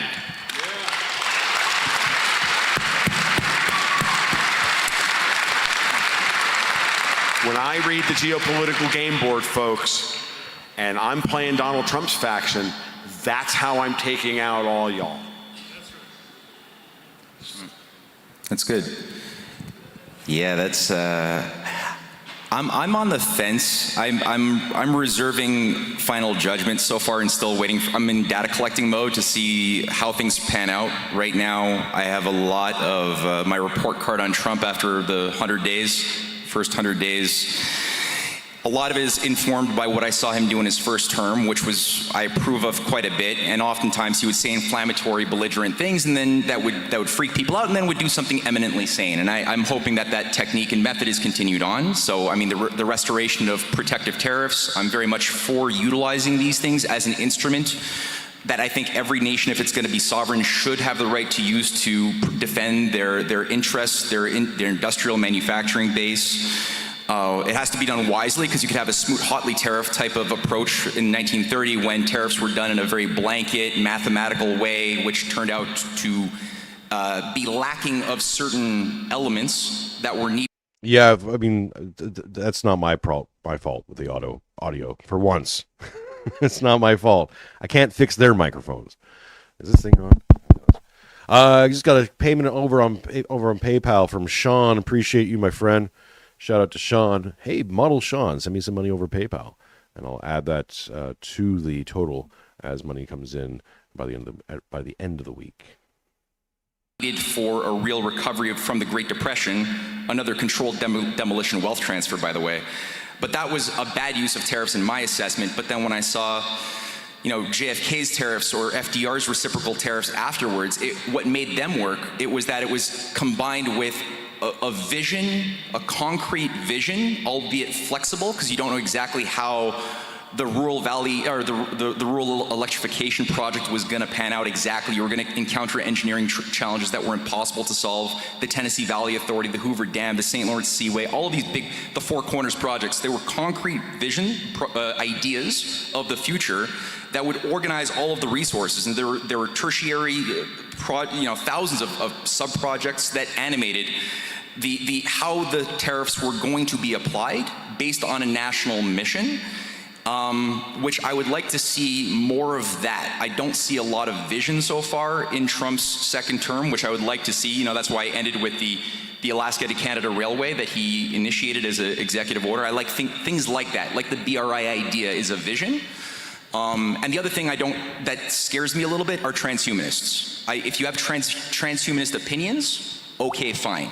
But if you're ideologically, aka religiously transhumanist as your religion, which unfortunately a lot of these Silicon Valley billionaires are, I don't trust you. And so discussions of possibilities of iron domes or golden domes with a geopolitical sort of bent tied to things that look too much like what Elon Musk's grandfather was doing with Technocracy Inc. or what the North American Union was, that Mark Carney's network, or even Diane Carney, was a big player in shaping that North American Union idea. I see that being a danger, that I'm afraid that is set as a trap for the U.S. to maybe fall into the British Empire instead of liberating Canada. So that's a fear that I have. But so I need more data, though. Those are all fair points, Matt. They really are. What I'll say is this: if you look at from the way I've mapped this out, that I really do believe it was a combination of, and this is part of what Trump is it's going to be a complicated figure because he was brought together by the confluence of three very important powers, factions in the United States: Wall Street, the sovereignist portion of the Department of Defense, and Silicon Valley, little tech, as opposed to big tech. And because of that, they all have to get paid in the first year of the administration. He's going to pay them all in some way, manner, shape, or form. So, it's not going to be, remember, I think we're all familiar with the Strauss and Howe fourth turning model, right? And in that model, and not that I'm saying, I'm not invoking that as gospel law or anything, but in that model, their argument is that there's always emerges a gray champion, and they're very specific about the term gray champion. Donald Trump is not a white knight. He is not a black knight. He is a gray figure. He is going to do a lot of very good things, and he's going to do some things that are going to be terrible. Lincoln was one of those figures. FDR was one of those figures. There are people like that through history, and it's because of their circumstance. And the situation in the United States, and the reason that you're still in data collecting mode, I think, and you're rightly so, is because the situation in the United States politically is so freaking fluid.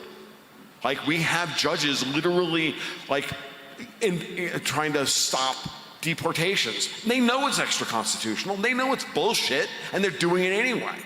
We had, the mayor of Newark got arrested yesterday for attempting to, bum rush an ICE facility.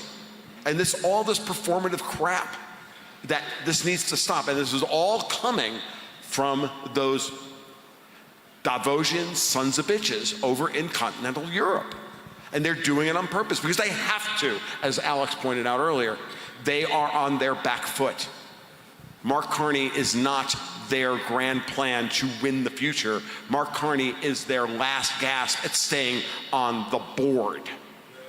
And that's when they're dangerous, because they've got hundreds of years old relationships that they can call upon and gin up a war between India and Pakistan over a weekend or somewhere else. And that's what we have to, those are our tail risks right now in market terms. And that's, yeah, it's a huge one, right? Because again, they have they've established those buttons, those nice little hot buttons where they, a lot of criticism with the British Empire saying, why would they carve up these countries this way? Well, maximizes conflict. Pakistan, India, great little conflict button that you can just, activate whenever you need to. Send some agents and have something bad happens over there. Now you beggars a response. Got to do it. Hey, nice way of just keeping that tension up. Stuff going on in the Middle East. Press a button. Press a little sectarian button. All of a sudden, now you got sectarian violence to deal with. And who has to always end up dealing with it? Because, Team America rides in, has to do something. Or feels like they do. One of the things they got to break themselves, I think, out of is this idea that America has to involve itself. And I think that I've never seen, in my lifetime, this much pushback. I always share the story that I was living in Paris during 9/11 and got aware of the situation. A bunch of people, we all went to this British pub to watch CNN in English as the second tower was going down.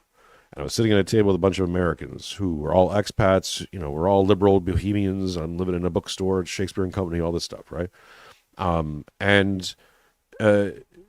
The same people, literally the day before, would have been saying horrible things about America. Oh, we hate American policy and politics and George Bush and all the people, even the Clintons. We don't like them. They're bad. Shame on America. And then I'm watching the second tower go down, and I remember making the comment kind of loosely, like, this doesn't feel right. Something feels a little bit fishy about this whole thing. I think it's because they had, maybe around that time, they had found the passports in the rubble or something stupid.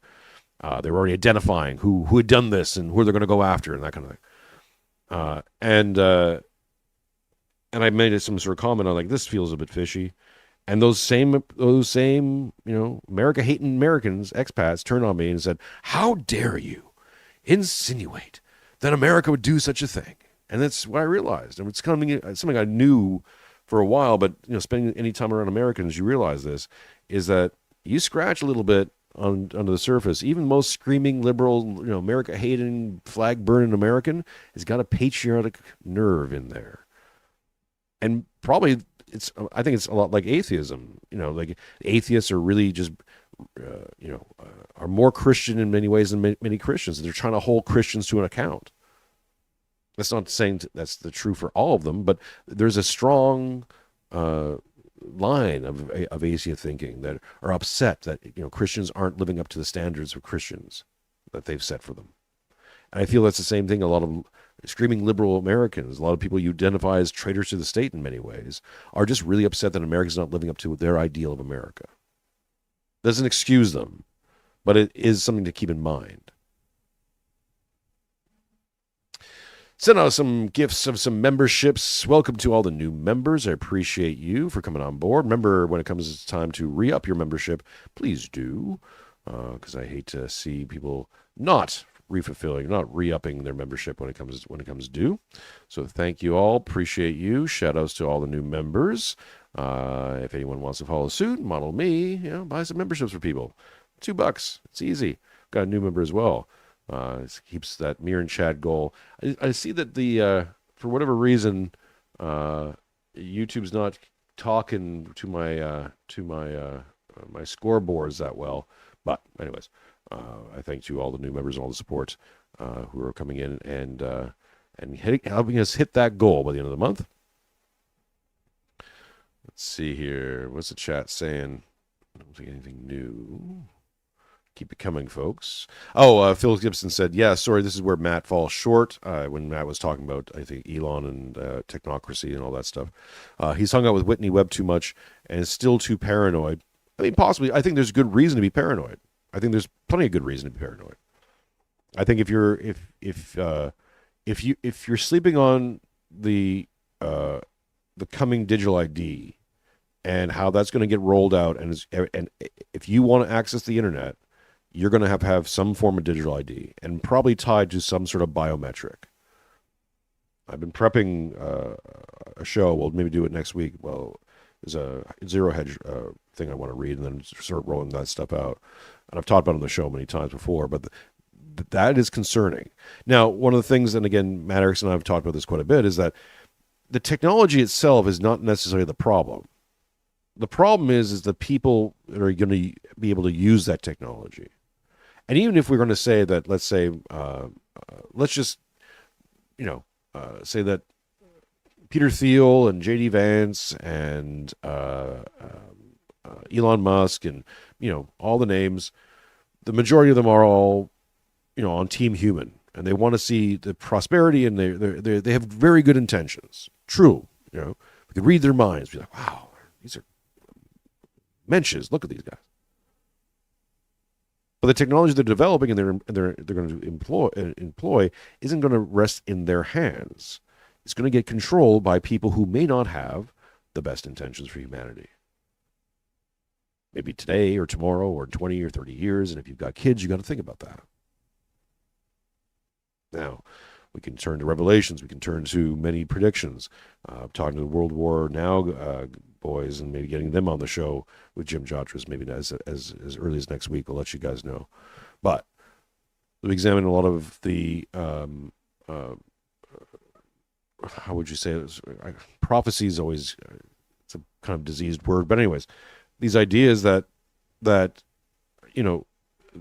COVID and all these things and lockdowns was a trial run for the big event, which is to exclude you from the system unless you are part of the system. And that's where you start swearing fealty and worshiping false idols. That's where it starts getting real tricky. And they already know they got you by the balls, by your money. Access to the market. So, I don't think it's crazy or untowards or a little bit of paranoia in these troubled times, probably not a bad thing. It's to defend Matt against Mr. Phil Gibson a little bit.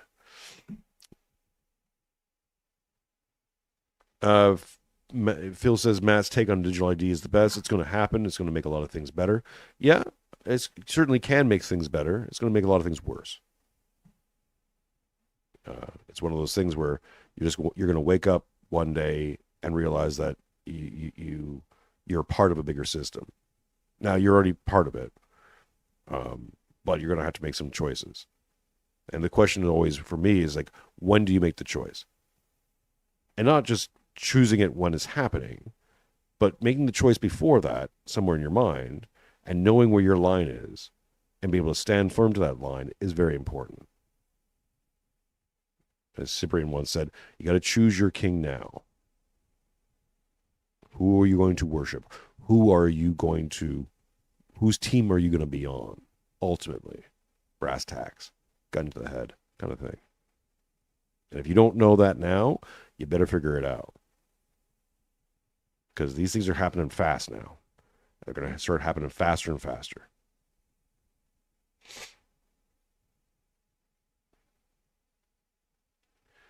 Jeremy Gersman says, if we make that choice in the affirmative, our great-great-grandchildren will regret that we did, quite possibly.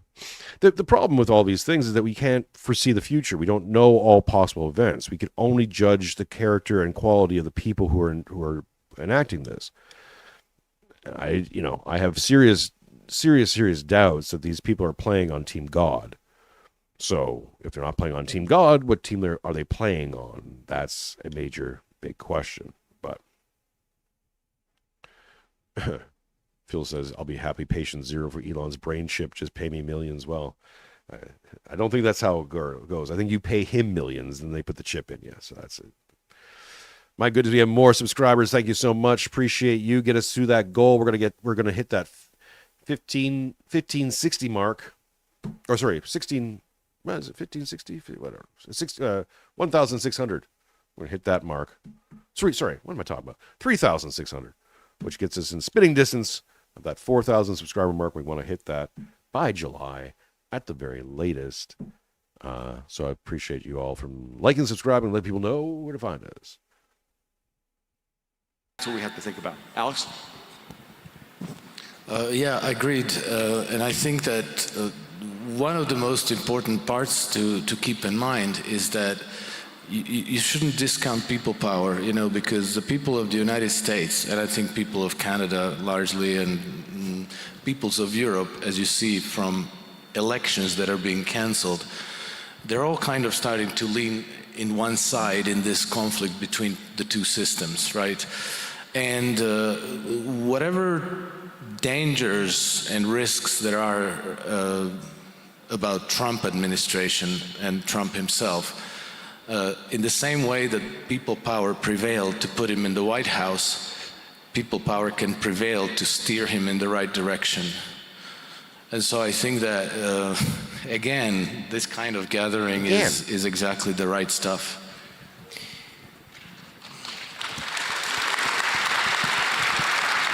Well said, Alex. I was just wondering your guys' thoughts. We had Armstrong start the day, and he talked about how in Britain, they're talking about war, and everybody knows war is coming. You two specifically, and if you've been listening to the podcast for a long time, I think you got to go back to the beginning of 2023 or late 2022 when I first ran into Tom, and I started interviewing Alex, and along comes Matt Ehret, and we went from, I feel like war is inevitable, to where we still sit here today, and you go, I feel like we should have probably got pulling in by like 3 different times, and we still haven't. There was many a time where Russia would get bombed, or and on, and we talked Russia, Ukraine. When Armstrong talks in such definite terms, they're preparing for war. They are. Yeah, totally. Do you see it as it's a definite? We're going to war, and by we're, I just hear Carney aligning with Britain and then Europe, and those people get pulled in, and it's just, yes. Do y'all want to go to war? No. To fight for Europe? Okay, don't. Fuck them. Same thing here. Same thing down south. I hate to be blunt like that, but we're at that moment. What's happening all across Eastern Europe, Romania, what's happening in Germany, what's happening in the populist movements all around Europe, they don't want to go to war either. Are they going to be, now, history tells us that they can still pull us into this, and they're going to try some kind of false flag, but this is where we have, as Chris was talking about earlier with the consolidation of the media and the danger of it. I remember talking to Dexter White about, when AP bought UPI or vice versa back in the early 90s, and I wasn't even thinking about this stuff, and he was like screaming that it was the end of media in America. Like, this is 30 years ago, right? So that's a really important point. We have new media today. We're doing these things today. Yeah, I'm to build off what Tom's saying. When he's saying, "Do you want to go to war for these people?" and everyone's saying, "No." There's your change, and I believe that plays directly into what I was talking about trust and a lack of it. This sort of nihilism that's sucking all the trust out of society, and not just trust for each other, or for the current person in government. No, it's lack of trust in the entire thing, lack of trust in time. Because in order to get involved in a big, giant, real deal war, people have to trust their governments. They have to trust the outcome. That even if they're going to fail, fine, they're going to fail, but they're going to fight for something worthwhile. And I don't think there's very many people who believe that anymore at all. The trust is gone. That's why I say, you don't live in a civilization anymore. They can't get these things off the ground. They can't build these things. It's not because of lack of wanting or even lack of incentives. They could maybe try to force people into doing it. And some people get forced into it. We saw that in Ukraine, people getting pulled off the street and put in there. But the initial desire and the initial trust was there when Ukraine declared war as a response. Baited Russia into something, and then finally kicked the dog until the dog bit, and then tried to shoot the dog, and then they just got now mauled by they realized that it wasn't a dog, it was a bear, and now they're getting mauled by it. But regardless, that initial surge was there. The animosity built up, all the rest of it, historical yada. That's gone now too. Reports out of Ukraine, many people trying to flee the war. We've covered this with Jim Chatras. People they don't trust it anymore. They don't trust the plan. So if they don't trust that there is a plan, even, they're not going to go to war with you. And even if you force them to do it, they're not going to do it in a way that is going to win anything. Sean just tipped 642. Appreciate you, my friend. Everyone model Sean. Send me some Streamlab bucks, PayPal bucks, YouTube bucks. Any bucks whatever bucks you got, whatever bucks you need. Buck Johnsons. Send me some Buck Johnsons. We had him on the show yesterday. So yeah, with this lack of trust and this lack of actual civilization, lack of thing to fight for, where's the incentive for people? Even the romantic incentive, even the heroic incentive. You think about, back when I was in high school, because my voice changed when I was younger. So I was a guy who read out the announcements on the PA. And I remember for Remembrance Day, you have to read out the Poppy, Flanders Fields poem. And you didn't realize it. I didn't realize that back then, but as you read it, as you get older, you realize that this was propaganda. It was a way to propagandize this heroic idea to essentially send your boys to go die in Europe. In Holland and the fields of France. Don't worry, and we'll plant poppies for them, and won't that be great? And it was a romantic vision. Many they shredded a whole bunch of European elites in that war. So a lot of Europeans signed up. And it was an old tradition of lords and of elite families. You'd sign up and you'd go fight those wars for heroic traditions. Quite a few of them, some of the smartest and brightest, got recruited to go fight. Got recruited to go be pilots. Because a lot of them were recreational pilots. This new airplane thing was taken off. So a lot of the rich kids were flying airplanes, and they all got recruited to go fly in the Air Force, and they all got mowed down. In some ways, we're still dealing with the repercussions of World War I. We're still living in those consequences. This mass human sacrifice ritual that led to a golden age eventually. One mini golden age in the 20s and certainly a big one in the 1950s after World War II. They enacted it again, and that one stuck for a bit longer. Now they want to do it again.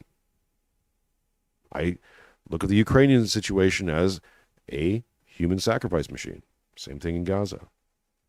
You apply the spiritual aspect to it, you start understanding that these are spells being cast. Why? Because they want to enact this golden age. That's what they feed to their god. Oh my goodness. $5 from Slosher. To you from falling hands we throw the torch to be yours to hold it high. Maybe I'll read it out at some point. Slosher said, I just imagine Jason sounding at 14. Basically, not far off. I hadn't smoked a billion cigarettes by that point. I'd started smoking by that point, but so I hadn't got the grabble quite right. I hadn't gone far down my Tom Waits arc. Actually, let's take a pause for the cause. Let's read it out for those who maybe haven't heard this in a while. Flanders Fields.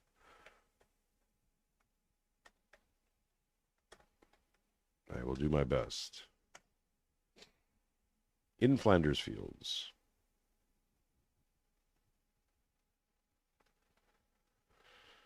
This is by John McCrae.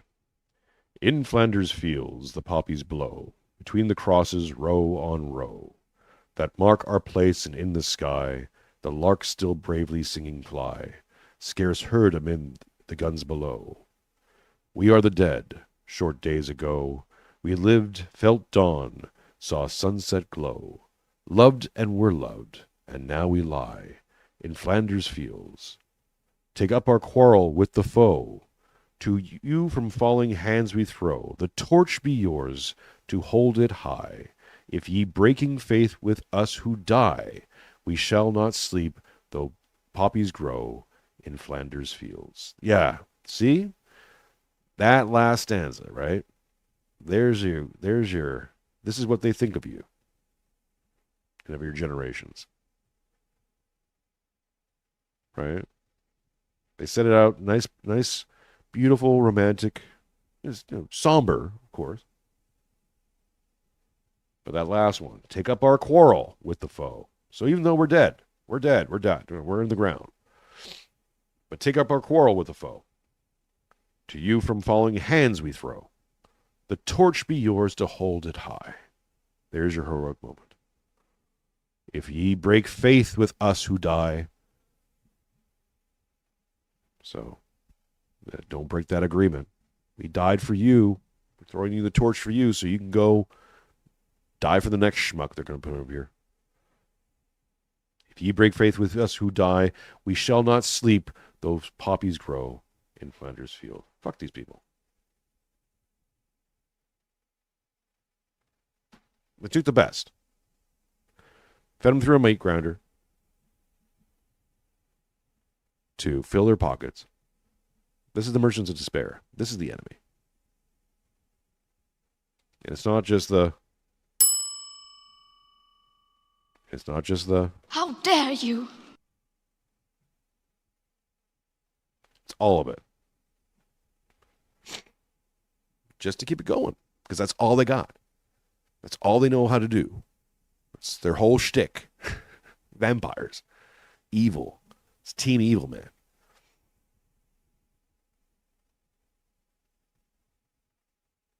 We have the ability to talk to you phenomenal people who came to this thing, and this will propagate, and it will end. I think that it's inevitable that they're preparing for it. But who's going to fight that war? Europe has literally gone to war with everybody they need, the collateral they need to build the weapons to go to war.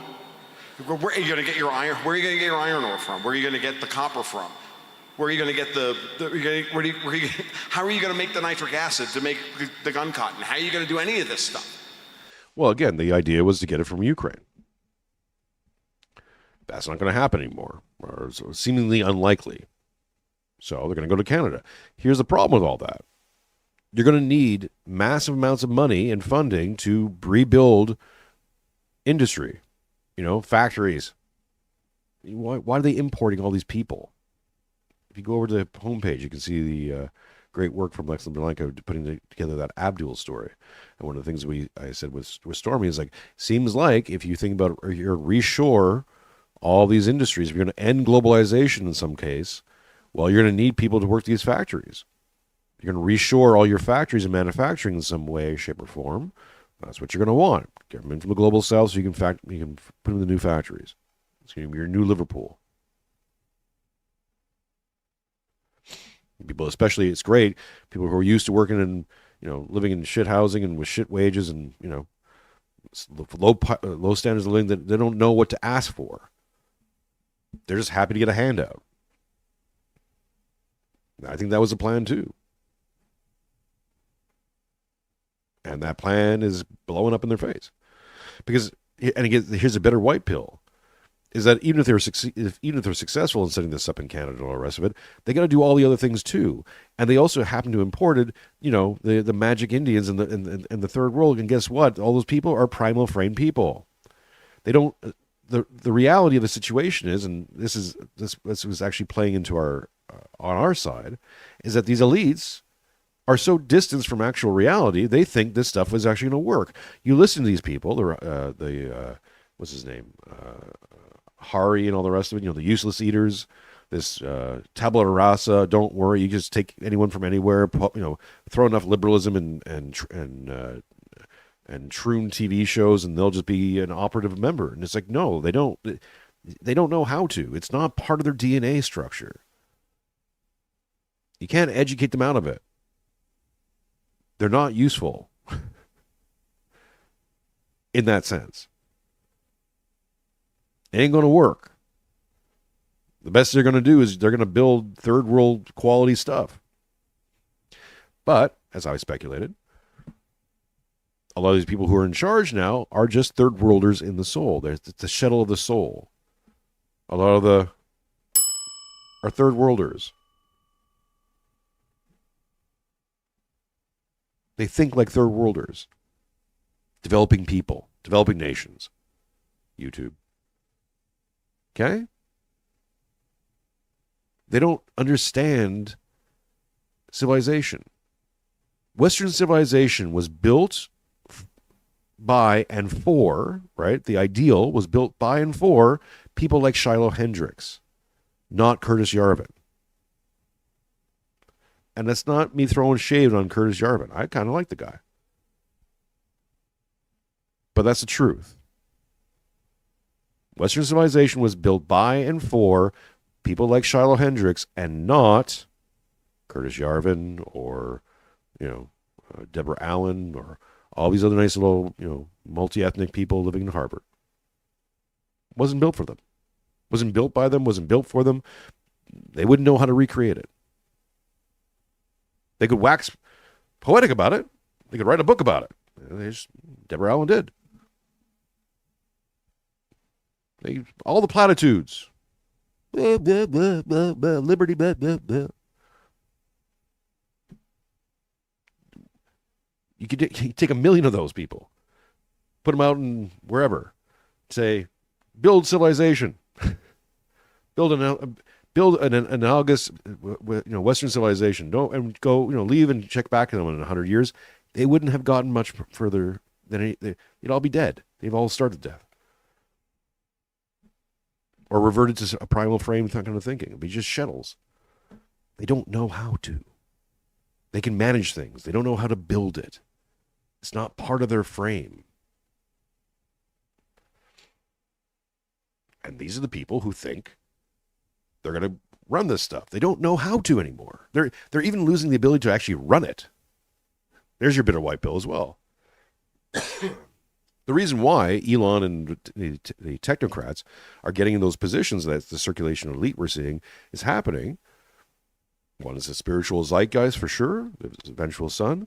But two, it's because these guys, at the very least, know how to run things. They actually know how to build the things.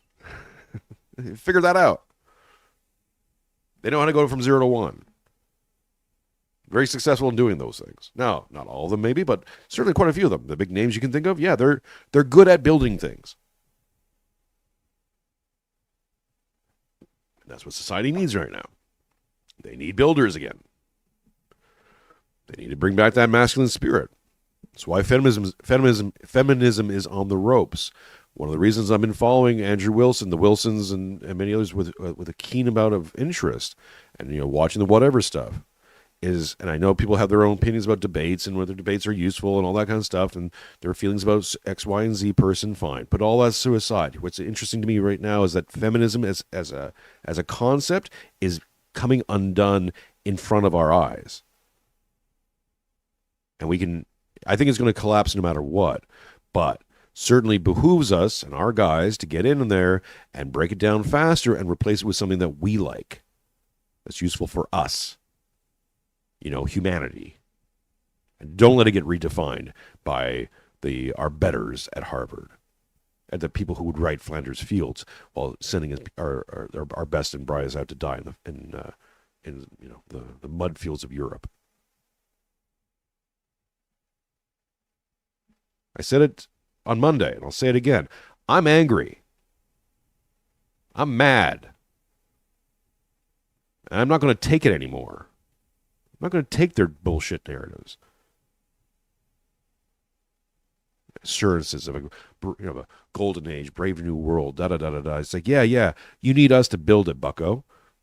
You need guys, maybe not me, right? I'm too old and broken and whatever.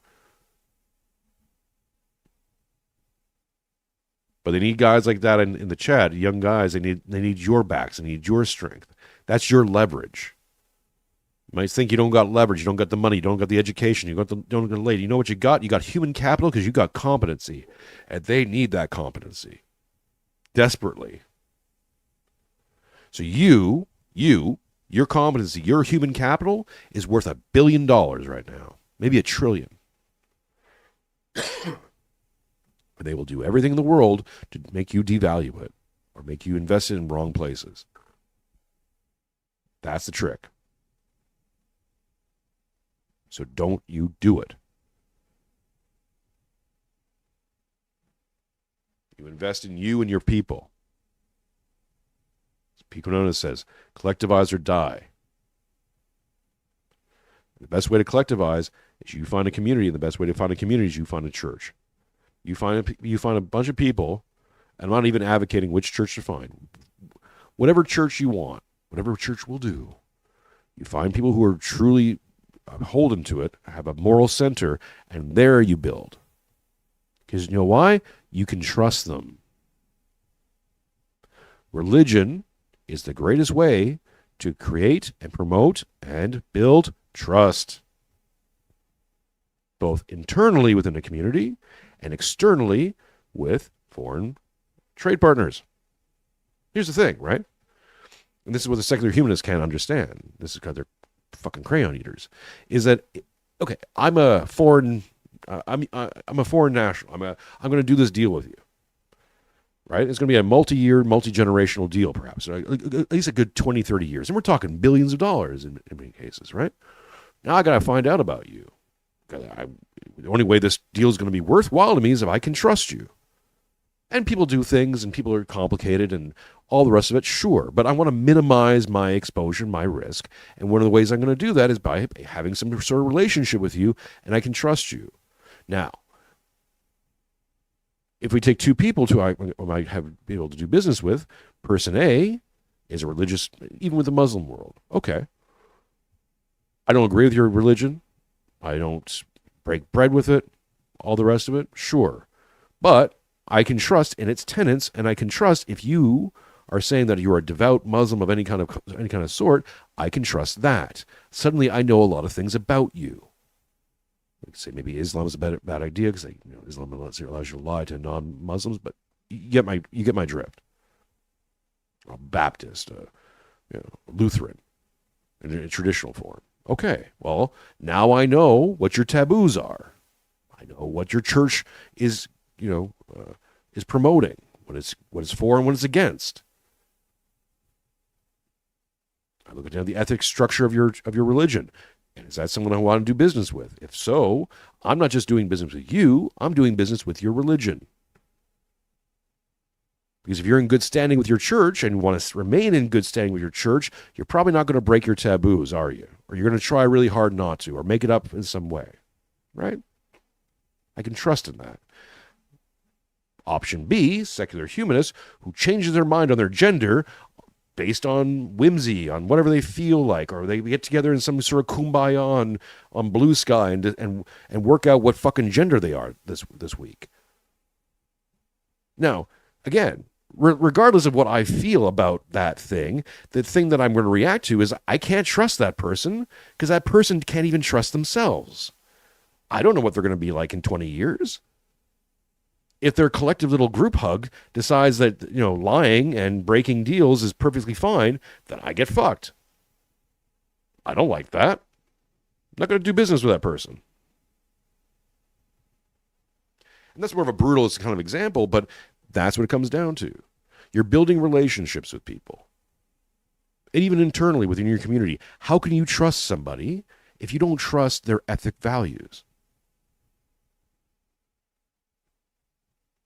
You don't really. You're just saying you do, hoping for the best. And there's a real good attempt in secular societies to say, well, you can trust in this meta idea of, let's say, American. But they can't even define that anymore.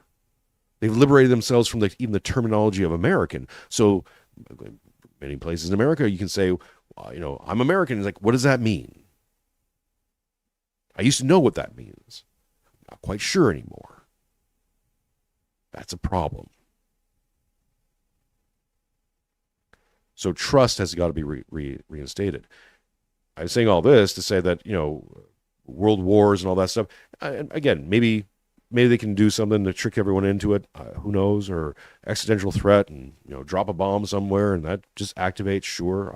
I'm quite still partial to the idea that I just cut the power grid in some major place, and that'll activate things, and people can get manipulated. That's true, but as it stands right now, I don't think they're going to get the best.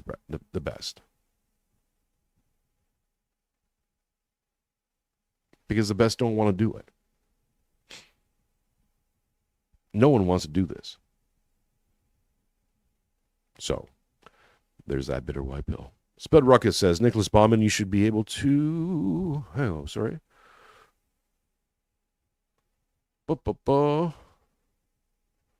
Nicholas says, can I not buy myself a membership on mobile? They make it really difficult on mobile, Nick. So it can be a bit of a chore. But, I mean, if you check back and get back to your computer at some time, and that's why the PayPal link is always great. Because you can send me money no matter where you are in the future watching this show. Well, we average around over 1,000 or 2,000 views per video. So anyone who's listening to this in the future, send me your likes and send me your likes, subscribes, and money. Use the PayPal link, and I appreciate it. Okay. Where are we at with PayPal? Oh, we got at least about $20 in there. Let's see if we can get that up to 50, folks. Appreciate it. Just check refresh here. Okay.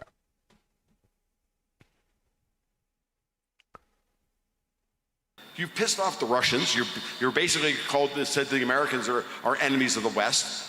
You have no, again, it goes back to physical collateral. When are they going to buy it? No one's going to trade you this stuff.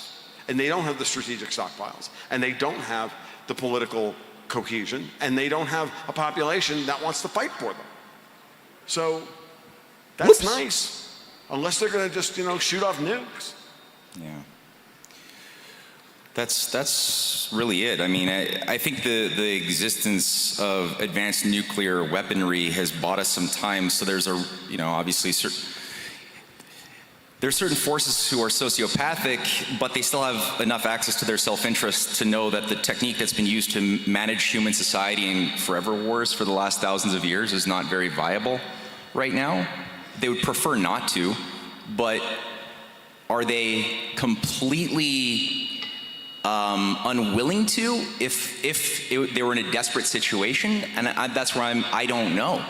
If they, are they willing with their underground, palaces and shit to risk living for several generations, getting pastier and pastier, while you have a mass depopulation of some hellscape on the surface of the earth? I don't know. I don't want to think so, but these people do. There is a certain touch of insanity animating the strategic thinking of certain forces that have way too much influence, who do perhaps believe. A touch. Here's the other bitter white pill. One, I don't think nuclear bombs are exactly what they've been sold to be, so there's that. But that's my own personal bugaboo about it. Another point is that we've gone past nukes now. We have hypersonic missiles that were revealed by Russia, and we know that America has theirs, and China has a bunch of them as well. And just on the kinetic impact, so no warhead inside the missile, no explosive device. Just the impact of one of these hypersonic missiles can do massive amounts of damage. So we're past nukes. It's just that, nukes is the old technology that Europe might have their hands on. They don't have their hands on these new hypersonics. Bit of a problem. So on one side, I say that, the fallout world can't even happen even with conventional nukes. Two, we've moved past it. And there's tons of ways of knocking nukes out of the air now with drones and a whole bunch of other things as well. So there's that. The other big thing to consider is that they're starting to lack the capabilities, the competency to even launch these things in the first place. So when you select for corrupt people and you staff all your higher up positions with all corrupt people, because you have to get away with this kind of crap. Oftentimes, those people are only competent in one metric, which is being corrupt. Everything else they're kind of shit at. How have we seen this? Again, I've gotten tons of people writing me saying that they or family members are working in critical infrastructure industries where the people coming up don't even know the safety protocols. So if stuff starts breaking, they don't know how to fix it. Airplanes falling from the sky, my friends, I don't think was part of the plan. Diversity and putting all these people in, because these people just think that, well, you can put anyone in there, right? These are monkeys, these stupid jobs. We're starting to find out that, hey, well, when you do that with air traffic control, it's kind of bad. Oops.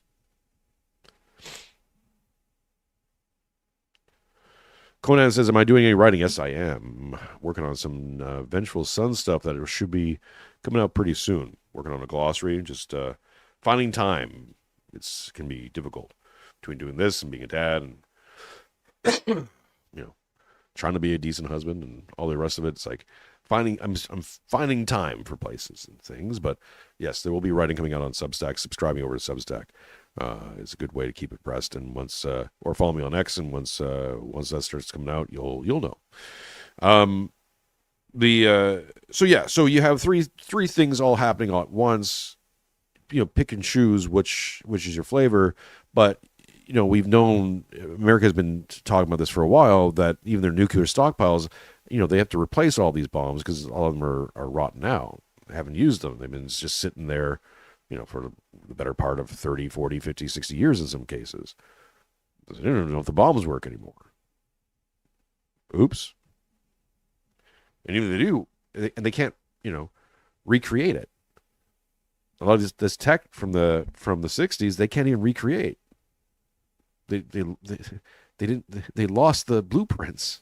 They can't read them anymore because it's technology that doesn't exist anymore. We've advanced technology so far past it that when you have to go back to the old stuff, they don't know how the old stuff works anymore.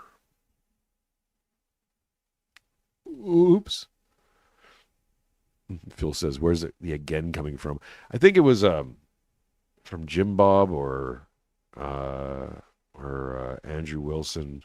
They were debating one guy, and he said again all the time.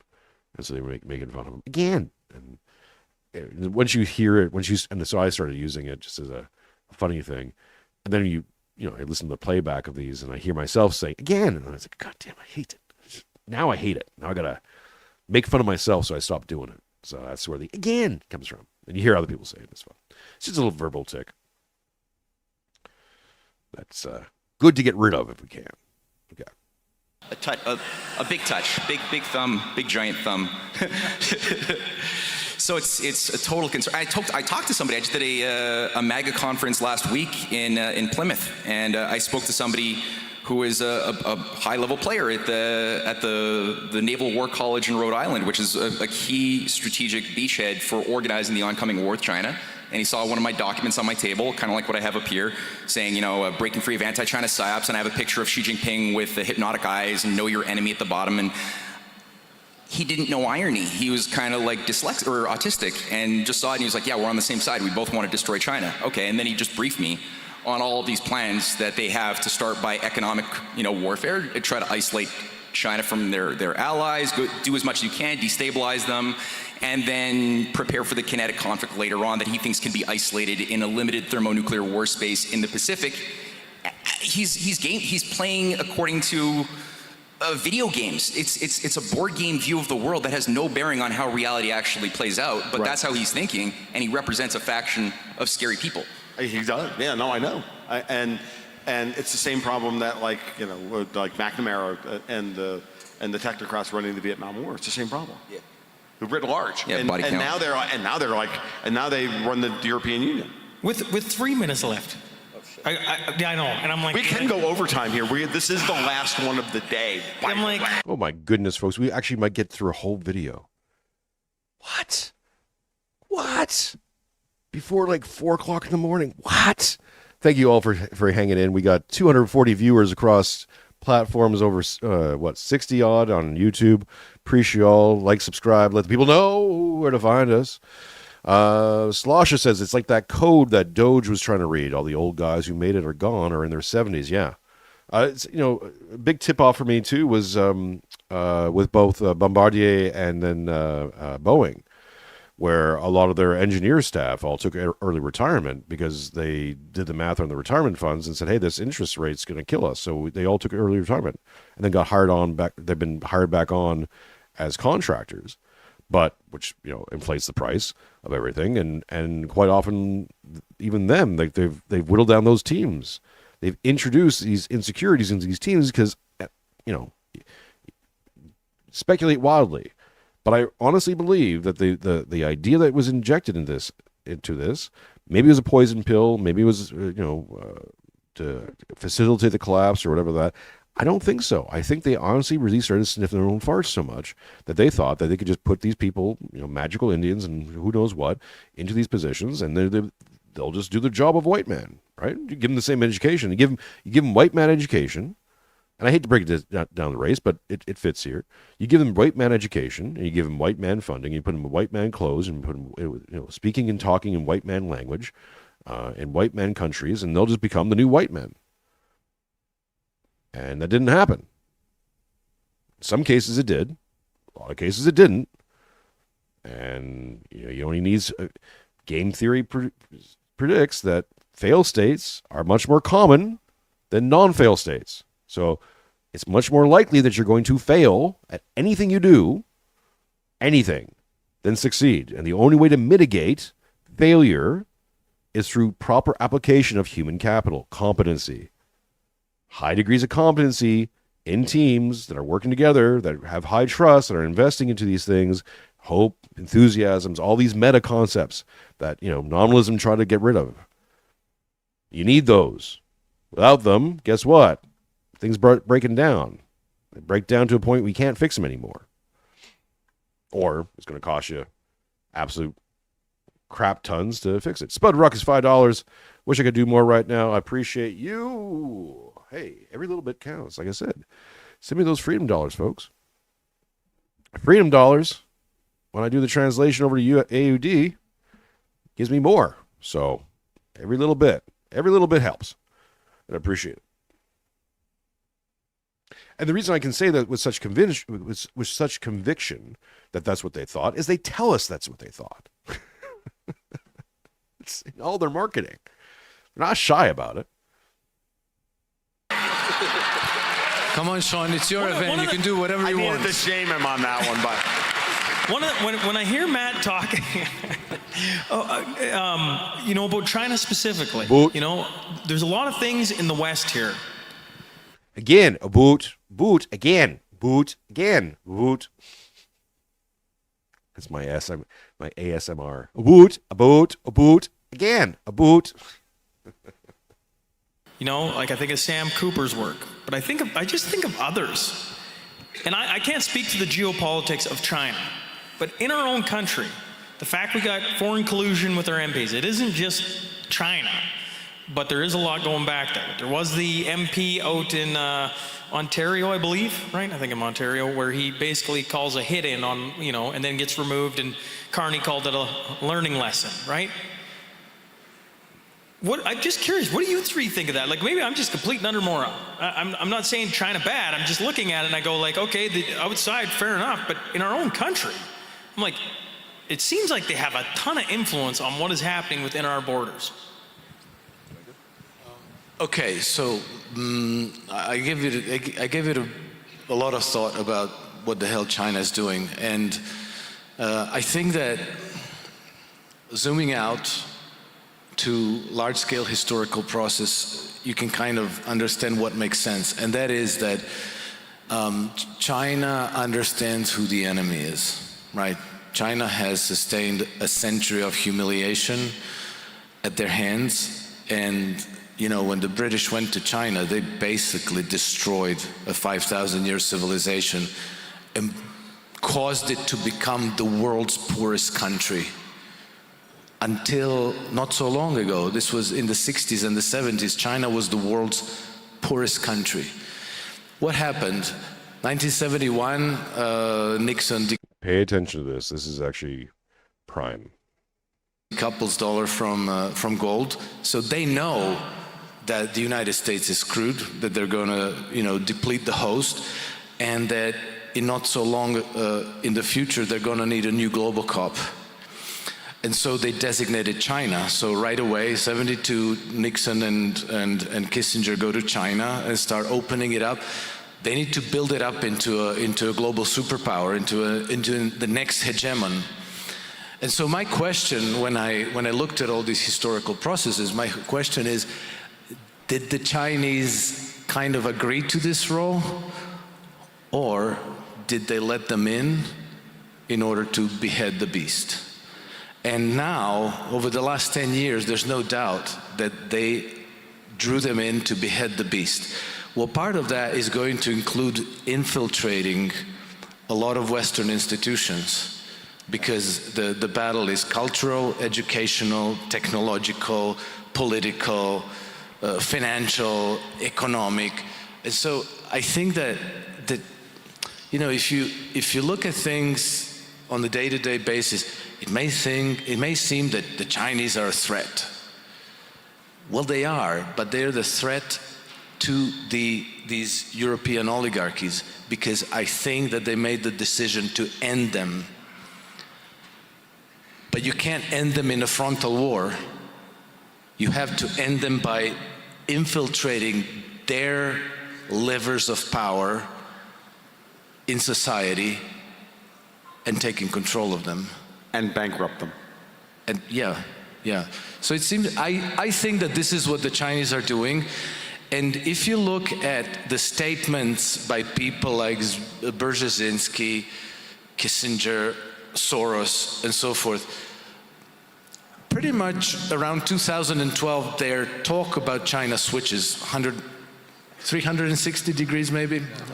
180. They go orthogonal, because I'm a math guy. They go orthogonal. So they were mechanics thing again. Yeah, so they kept talking about like China was going to own the process of globalization. China is the model that we have to emulate. Blah blah blah blah. China is the future.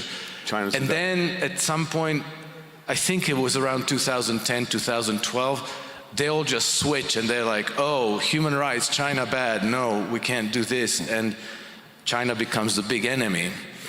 It's around the same time when all of a sudden that uptick in the Uyghurs. Remember the Uyghur Muslims and the China doing big bad things. And I don't know for a fact if that's true or not true, but it seemed to me that right away you're trying to build this animosity with China and the Muslim world, because that's happened before. Get little divisions in there. Hong Kong, right? Hey, what was Hong Kong? Who's that a colony of for a long time? Who do you think might still have agents and inroads into Hong Kong? Now Shanghai, right? This idea that there's constant attempts at these color revolutions. What I would urge everyone to listen to, I know the crowd that I tend to get, my regulars and people who tend to show up here on the shores of Mironchuck Island. I'm maybe speaking to the converted here, right? You have a distrust. You came out of the events of the last 5 years, or maybe longer, last 20 years, with a healthy degree of distrust for the system, for these people, for the media.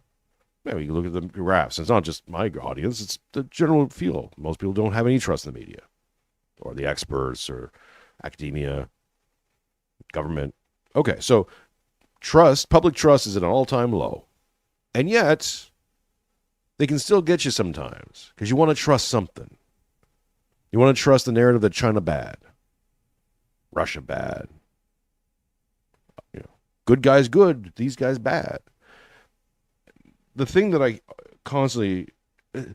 was hard for me to do, I'll speak personally, was liberate my mind from the Russia bad narrative. That doesn't mean I'm pro-Putin or pro-Russia or pro-anything. I'm pro-Christ. That was the other good thing about converting to Christianity. I'm on Team God. I'm trying to develop an Orthodox phronema and be Orthodox in all ways. So all the other stuff kind of doesn't matter. But you have to live in this world, and you're an agent. And, of course, what I do here is disseminate narratives and try to entertain and give you some information, make you feel a little bit, happy in your pants a little bit or something there, folks. I'm trying my best to educate and enlighten and entertain as best as I can. So so I'm dealing with all this stuff, but you're still looking at it and trying to figure it out. But the best way to do is just detach. It's not about good guy, bad guy. It's just things that are happening. And the people who are doing these things for their reasons. The only bad guy I'm going to attach it to are the fine folks in the square mile who've been controlling these things for too long. Now, maybe whoever takes over after them is going to do even a worse job, be more demonic and all the rest of it, sure. But that hasn't come to pass yet. There's a potentiality here. We don't know that yet. We only know what we know. Because we know, and because we know what we have, if what we have isn't good, we've got to get rid of it. This is my attack on the liberal frame itself. To break it. Not necessarily externally, but internally. You got to break it up here and in here first. So that when they tempt you with other things, you can go, no, thanks you. I appreciate it. No, yeah. Been down that road before. Flanders Field, right, got it. Yeah, poppies, got it. Yeah. Mm-hmm. So, with the China thing, is China doing these things? Is trying to, if we go with Krainer's analysis, and I think he's been spot on by so many things that I'm willing to give him the benefit of the doubt on that one. Just let's say that's what China's trying to do. Now, here's the advantage for China, right? Is that the West has been on this suicide pact. They're doing awful, god-awful things. Their satanic worshiping kind of stuff is pretty much out in the open now. The only way you can get that done is by recruiting more and more corrupt and Epsteined people. So they're corrupt. They're for sale. Kelsey Graham and all the rest of all these people, Nancy Pelosi, they're not ideologues. They don't stand for anything. They just stuff their pockets because that's all they have. That's their avarice of greed. They're very good at it. So that's what they do. Now, here's the advantage with corrupt people is that corrupt people can be bought. Yay. Not so good for us, but good for opponents. We're seeing this happen here in Australia and certainly in Canada, where China's doing what China does. Go in there and buy up infrastructure. Oh, you need to, your electrical grid ain't going to work no more unless you buy Chinese electrical grids. Don't worry, we got you on that. Now they own your electrical grid. Here in Australia, they try to buy up, this port in the north called Darwin. They try to buy it. It stopped for a bit, but they're just buying up people. My personal prediction is that Victoria, where Melbourne is essentially just Chinese owned and operated informally, and we're going to start seeing more and more of that. And because you can count on corrupt people doing corrupt things, they're easily bought. Zelensky and all those guys, all that money flows into Ukraine. What do? They turn around, they start buying up villas in the Riviera and stuff. Hey, easy to control. You know a man's passions, you can know a man's patterns. Give Zelensky enough booger sugar, and he'll go out there and beg and plead is more than I grift. My goodness, don't make me a Ukrainian grifter, folks. Just send me your money without me having to ask. Appreciate it. Okay, let's. We're almost to the end. My goodness, let's see if we can get to the end right before 2:00.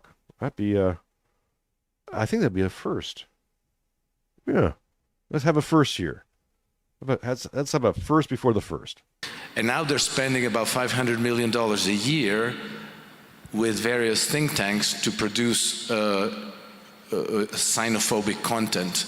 So we have to be careful about a lot of what we hear and know about China may not be true. Yeah, Matt, or do you want to? I'll just add. I think the shift started really. A big punctuating moment was 2009 December at the COP14 summit that was designed originally to be an event that was going in the midst of, in the wake of the 2008 financial crisis. You had another fake flu being sprung onto civilization as sort of a test case, and so you had a systemic near breakdown, a pandemic, and you had this climate change summit that was designed to create binding agreements for nations to force a carbon reduction of everybody under a new global governance mechanism. Right. And it failed. It failed partially because of ClimateGate. So 2 weeks earlier, we had the circulation, the leaking of a ton of data that proved that the climate scientists at East Anglia University were just making up data and ignoring data sets to justify why we need to do this. And then the other thing was you had the Chinese and the Indians who locked themselves in a room with the Sudanese. Shocking, I know.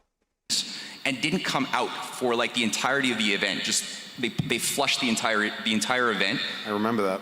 So all the promises that Obama and others had given to the world, Merkel, that we were going to have these binding agreements, they came back embarrassed. Everybody was embarrassed, and it was because the Indians and the Chinese realized that it was going to destroy their people. It's a mass kill off, and that bought us some playtime, some survival. Flash forward to the end of the Obama administration, and they were trying to push through those transatlantic trade partnerships that eventually came undone. Because God bless the fact that, there's only been one Tower Babel. It came down to warn us and to show us that it ain't going to ever work. The WHO, the WHO's been crowing about, they got a whole bunch of countries signing on to this pandemic health agreement, which basically makes the WHO a default world government. And that's all sounds spooky and bad, and there's good reasons to be concerned about that. But they had to they ham-fisted that thing in because no one could agree. And I think that even if they try to trigger that thing again, it ain't gonna work just like it did 5 years ago. Now, maybe they're setting it up so that they don't do it anytime soon. Maybe it's a 20-year plan. Who knows? But the fact that these people are highly corrupt and developing world mentalities, Ain't thinking about 20 years, I don't think. I think they're thinking about 20 minutes. So I wouldn't be surprised if in a year or two we see, COVID Boogaloo Part 2. Rebranded, something new, something different. Ooh, fresh. Look at that. Came out of India this time. You don't like those Indians, right? Oh, it's a Jeet fever. At that point, I do believe they ate the pangolins, by the way. But so yeah, all that being said, I wouldn't be surprised if they try again. These are not smart people. They're really not. They're evil. They're crafty. They got all these mechanisms of power, so that works in their favor. But in terms of actually being smart and capable and all those things, not so much. And if it worked the first time, they're going to try it the second time. Because that's all they got. But I don't think it's going to work because they barely made it work last time. And you need America on board. Was Spud saying, well, and they don't have everyone sign on to it. Some big players not included. And I don't know how much they can really accomplish if you don't have the U.S. and a couple other big ones. Yeah, exactly. You need at minimum to pull anything major off. You're going to need America and you're going to need China, and both these people are telling them to kick rocks. So, time to play with, and then when you had the Belt and Road Initiative unleashed, you had the Shanghai clique lost one of their key guys. Bo forgot his last name, but you had one of Xi Jinping's key rivals was about to become Secretary General. Yeah, I remember this. Right. Yeah. He works with Quebec. His son works with Quebec's Power Corps. He was going to be the Secretary General, and he was part of the Jiang Zemin, Hu Jintao, Shanghai clique of billionaires that ran Jack Ma and a big chunk of the Chinese deep state. And as soon as he was flushed and he was given life sentences for corruption, but he was going to be the guy. It wasn't Xi Jinping. Right. And at that moment, when Xi Jinping came in and launched this crackdown on corruption, this is the biggest thing we've ever seen. 4.5 million members of the Chinese Communist Party have gone to prison or been punished. It's a huge takedown. And you look at these people, heads of the Chinese CIA, Chinese security intelligence apparatus, head of the Bank of China, people who had played a key role for the World Economic Forum in Davos inside of China. This is the deep state of China. Well, and I think that's what caused that shift of narrative against China. No, absolutely. I think you're absolutely correct about that. See, that Build a Caesar thing I mentioned has been going on for a little bit. Because what do you think Trump's going to do? Probably right before the midterms. There's a timing. If people, it's like, oh, the Epstein list and stuff. Like, why haven't they released them? Like, if you actually had the names and you can hold that, why wouldn't you hold it until it's most politically expedient for you? You're already seeing rumblings about indictments and jail terms and all the rest of it. I think you see that kick off. If there's an massive economic event, which look at the Japanese markets, it's coming, folks. One way, shape, or form. How hard and how bad it's going to be and how long it's going to be, that I don't know. But it's coming. So, and I'm not just saying that to sell copies of anything on the It's something I fervently, really 100% believe. That could spell political suicide, bad things for Trump. Unless, of course, you make a big circuses, bread and circuses event of scapegoating the entire Democratic policies and all the deep state and all these other names and figures who a lot of people want to see bad things happen to. There's your vengeful son. Round them all up and start persecuting them. Putting people, big names, I think, are going to get perp walked. Maybe you see a Hillary Clinton perp walk. You get to see an Obama perp walk. Sounds crazy, right? You think that's never going to happen. I think we're closer to that actually happening because it would be narratively perfect. It's not our fault, it's their fault. And we can prove it. And they can. Prove it enough. And maybe these people actually don't see the inside of a jail cell. But let's put it this way. We all want to see some people go to jail, right? Get that real justice, or maybe more, but let's just say jail. And let's say that's not possible, what's the next best thing? Is putting their name next to, you're the reason this happened. And you flush their careers. No more $1 million plate dinners, no more speaking tours, no more books. Maybe we can't put you in jail, but enjoy your little house in Miami. And, oh, by the way, we're going to increase, housing prices up to that. Hopefully you squirrel some money away. I don't know, man. Can't put him in jail. Nice to see Obama on the getting some food stamps. And that can happen. Not literally. But it can happen. The one thing these people bank on, their number one currency is relevancy. You take away their relevancy. And that's all they got. That's it. That's their leverage. That's their mechanism. That's their real thing. Connections and leverage. They're already getting rid of their connections. Now the next thing you take away is irrelevancy. And they can't cash a check anywhere. That I would be okay with. Now, Connor Gunderson says, Ehret is concerned mainly about the transhumanism. That's a serious concern, but it's the next battle. We have to win against globalism now. In some ways, globalism's already done. They've already, Starmer in the UK has already pronounced it done. So globalism as we know it is done. Finished. So yay. It's going to take some time for it to catch on, for everyone to realize that it's done, but it's done.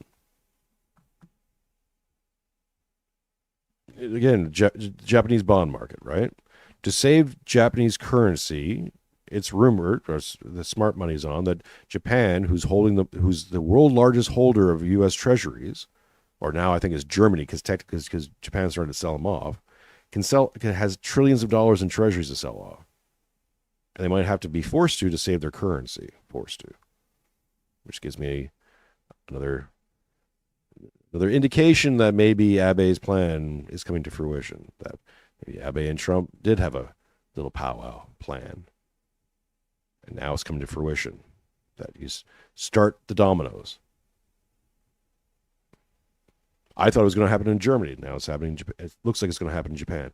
And once that happens, all of a sudden, a whole bunch of other things just start to happen. And then that's a death knell to the City of London crew. Because that's all their stuff. That's it. They had a plan to do it on their time, and now it's on Trump's time. So it's the same thing with Putin. Yeah. It's the same thing with Putin in Russia when he took power originally, and they were like with the reset button and this and that, all this stupid shit, and then he jails Khodorkovsky and nationalizes Yukos, and they're still butthurt about that, and now he's the devil, and then he's Putler, and and it just goes on and on and on and on and on. Nothing changes with these freaking people, and it's all because they want the collateral. They had decided that they were going to move their center of power. They had figured out how to flush the United States during the great financial crisis. They had their people in charge at the Federal Reserve. They had Geithner at Secretary of the Treasury. They had Bernanke at the Federal Reserve, and they had Obama, the Manchurian candidate from Kenya, as fucking president. They were winning. They were running the friggin' table. They ran the table on us. Yeah. And it was done. And then the Chinese stepped in and said, no, the trillions you put into to build China up didn't buy you access to us, didn't buy you political access like it bought in the United States and it bought in Britain after the Glorious Revolution, is going back to the 17th century, and how it's no, it's gone. You're not getting it back, and all. Which of course then led to, how dare you? All of a sudden, Xi Jinping is the devil as far as George Soros is concerned.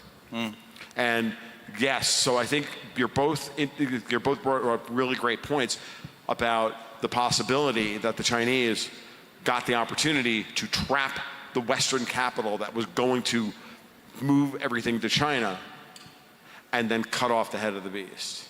And now, from a practical perspective, with the people that we have in charge in the United States, I just want to bring this up. This is important, which is the following: Canada being destabilized, either for Europe's purposes or China's purposes, because now I'm going to step back and go, hey, look, I'm not saying that China's great or anything. Now I'm going to do basic SWOT analysis: strengths, weaknesses, opportunities, threats. If China is a real threat, which is fair, then Canada, with the level of infiltration from foreign governments that exists, is now a strategic national threat to the United States and will be dealt with in some way. I'm not saying that as someone that as an outcome that I want. I'm telling you, this is an outcome that would be inevitable, especially with someone like Donald Trump in the White House. I'm going to try. Yeah, major point to that, right? We already know by their own admissions that China has major inroads into Canada. That China has, with Justin Trudeau and all the rest of it, was running joint military programs. Had spies and agents throughout Canada. Was buying up tons of land and assets in Canada and in infrastructure as well. So Canada is at least half bought out, is being controlled by Carney and the City of London crew and all the rest, and they of course have all their interests and inroads and all the rest of it, sure. But China's also done a major amount of buy-up as well, because it's that period where they're going to shift everything over to China. And then they had to change courses. Something that, someone I always like to pay attention to and remark on is Peter Thiel. Because Peter Thiel, around about that time, about a decade ago or so, came out hair on fire about China. A lot of people speculating back and forth. A lot of people speculating about Peter Thiel and all that stuff as well. Let's give the transhuman conversation the chat a little sec.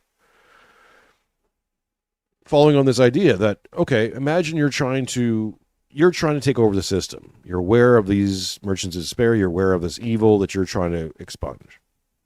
How are you going to do it? You're going to attack them head on? They're ready for that. They get rid of you a whole bunch of different ways. So, okay, you can't do that. So how are you going to be subversive? How do you subvert how do you subvert those whose whole job is to be subversive? Well, you make it look like you're playing ball. Make it look like when you're one of the guys. Start selling them stuff that they are really interested in. The World Economic Forum, really big hot on those chips, man. Mental chips. Klaus Schwab's like, in the future we'll be able to read each other's minds through these chips and all this crap. Whether they believe it or not, what all these things always end up being is great ways for investment, which is a great way of stuffing your money, your pockets full of investment money. This has been the grift. So, sell them the grift. Meanwhile, you're getting Palantir involved in all these things. So it happened in Israel. Israel didn't want Palantir in there. Went with their own way, with their own programs, Daddy's Home and Lavender, which just led to massive amounts of unnecessary casualties, which, the Israeli mind might just be necessary cowards, whatever. Won't get too deep into that.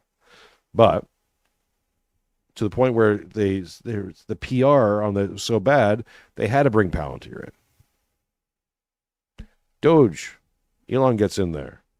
We're going to find all this money, all this misappropriated funds and all that stuff. Great headlines, right? Very good PR for Trump and co. What are they also doing? Well, they're getting Grok and Palantir into those systems. Now that stuff's running it. Data feeds.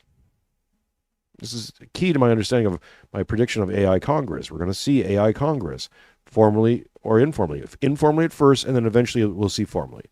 I think it's very likely if I live another 30 years, I will live to see a robot in Congress. A robot elected to Congress. Elected. Why not? Better data, faster. Get rid of that human corruption, those human errors. Now, is that good transhumanism or bad transhumanism? Is that just the way things are going? I think so. But regardless of how you feel about it, I do think that a lot of this stuff is smoke and mirrors. I think a lot of this stuff is sold to you as the real deal when it's not. Can I prove that? No. But I also think that a lot of the vaccine stuff was just sugar water. And they got you here. on both ends. Pros and the cons. And you actually manifest it. Because we know people can do that. People can get cured by sugar pills. So they can get cured by sugar pills. They can certainly get harmed by them too.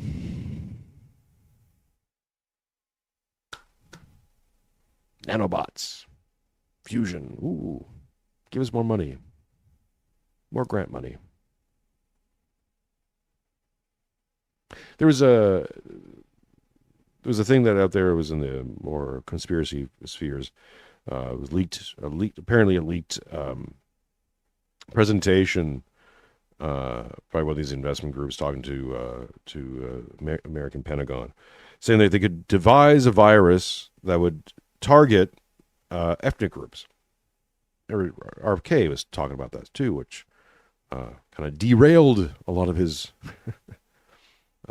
presidential hopes, because he mentioned the along with the Chinese, apparently that was the protected ethnic groups. Unfortunately, and of course, all that, what is it, 43andMe or whatever, the, genetic testing and all this stuff. The bottom line is when you start digging around in this, if any of that stuff is true, you're finding out that most of us are interconnected anyways. So you're just designing this virus to take out ethnic groups. Well, most people are kind of all sharing different ethnic groups. Oops. So that's, even eugenics is not working anymore. That's why I don't believe in this whole magic white people thing. Because you can't even really define what white is. Oops. Now, I do think, and this is the thing that I'm concerned about, I do think there's been a concentrated effort, and we saw this in the experiments in Romania and in many others, where there's the attempt to liberate ourselves, let's say, from the office of image bearer. That's one thing that God gave us. We were created in the image of God, and we're given the status of image bearer. And that's a very powerful thing.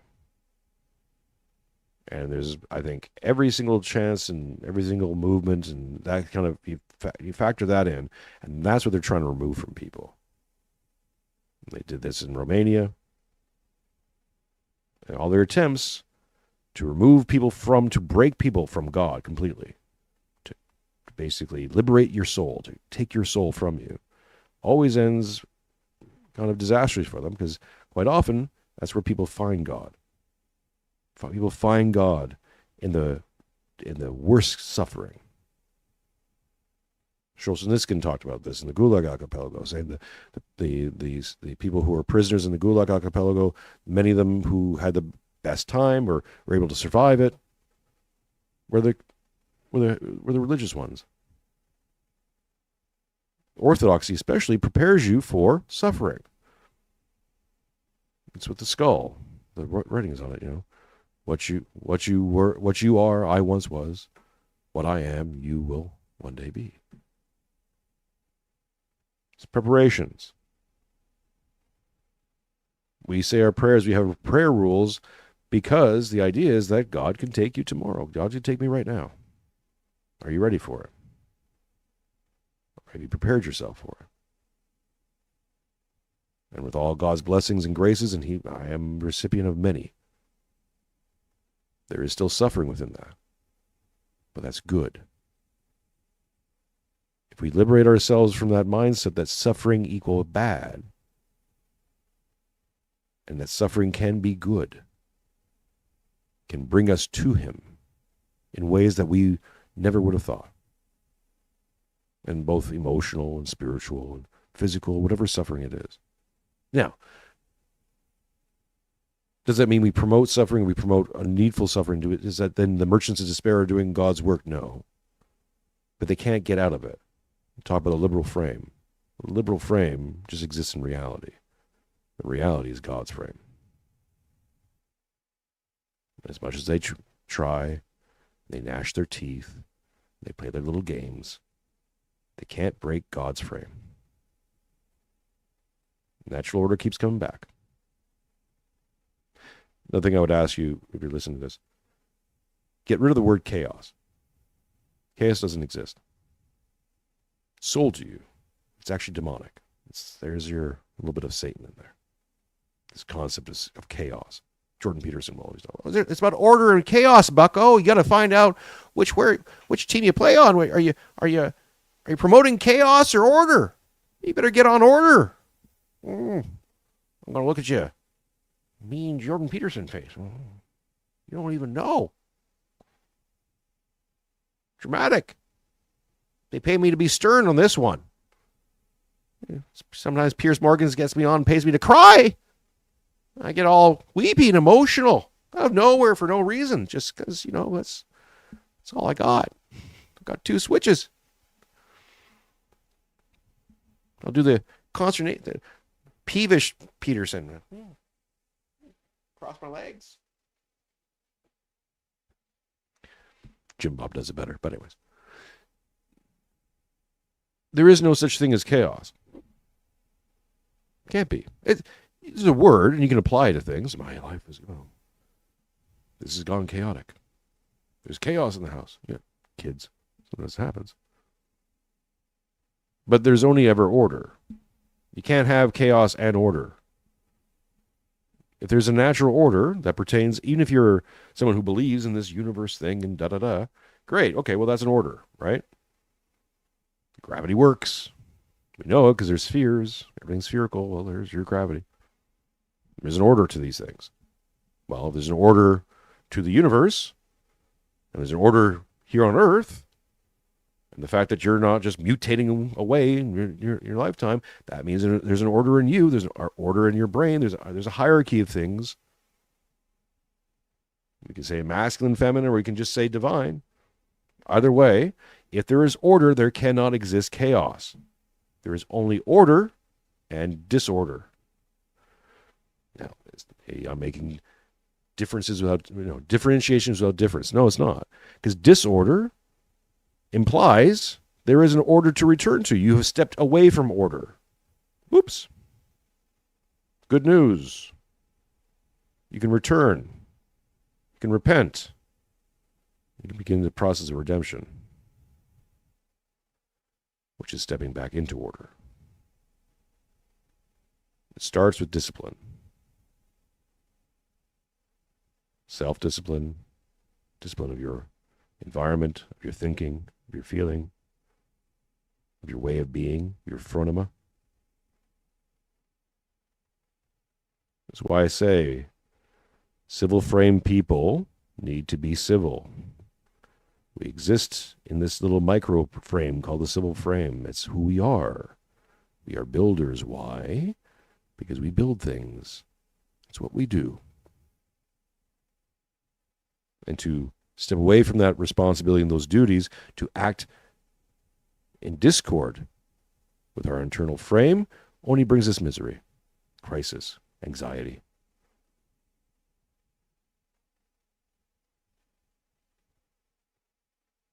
You don't need to take a pill. You don't need a psychiatrist. You need a church. You need a spiritual father. And you need to start getting angry.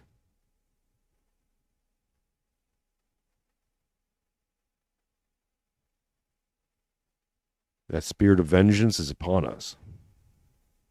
It's going to act on your resentments. It's going to make you want to lash out. It's going to make you identify and say and do nasty, nasty things as soon as we're getting to a point, folks, where a lot of green lights are going to be allowed. A lot of locked doors are opening. So that anger and resentment will be oftentimes directed. I'm not angry I'm angry at me.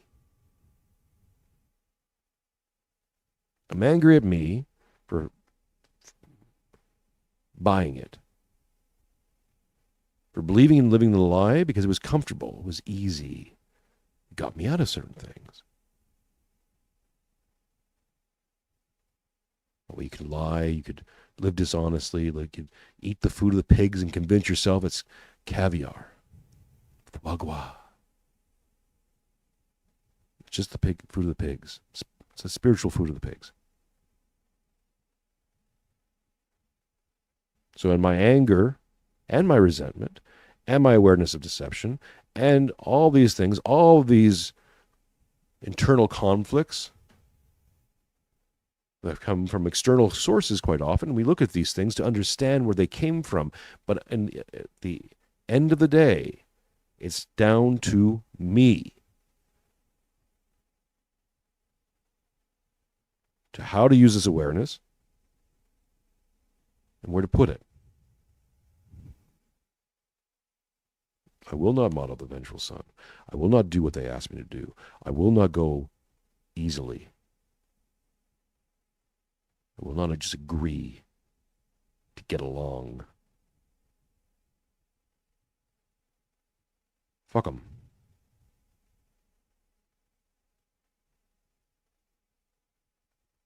But the way that I defeat them, truly, is I defeat them in here. That's what they want. The adversary wants your soul. Doesn't matter how he gets it.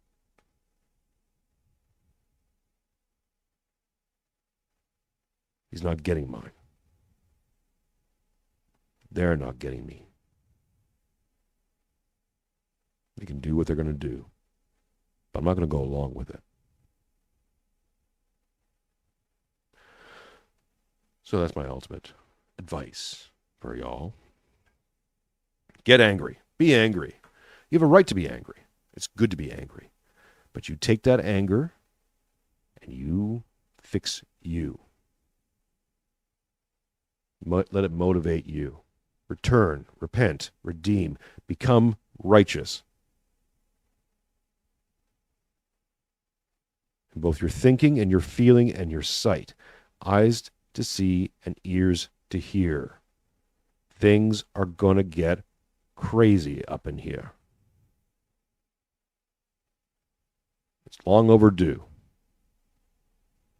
But that doesn't mean you have to get suckered in.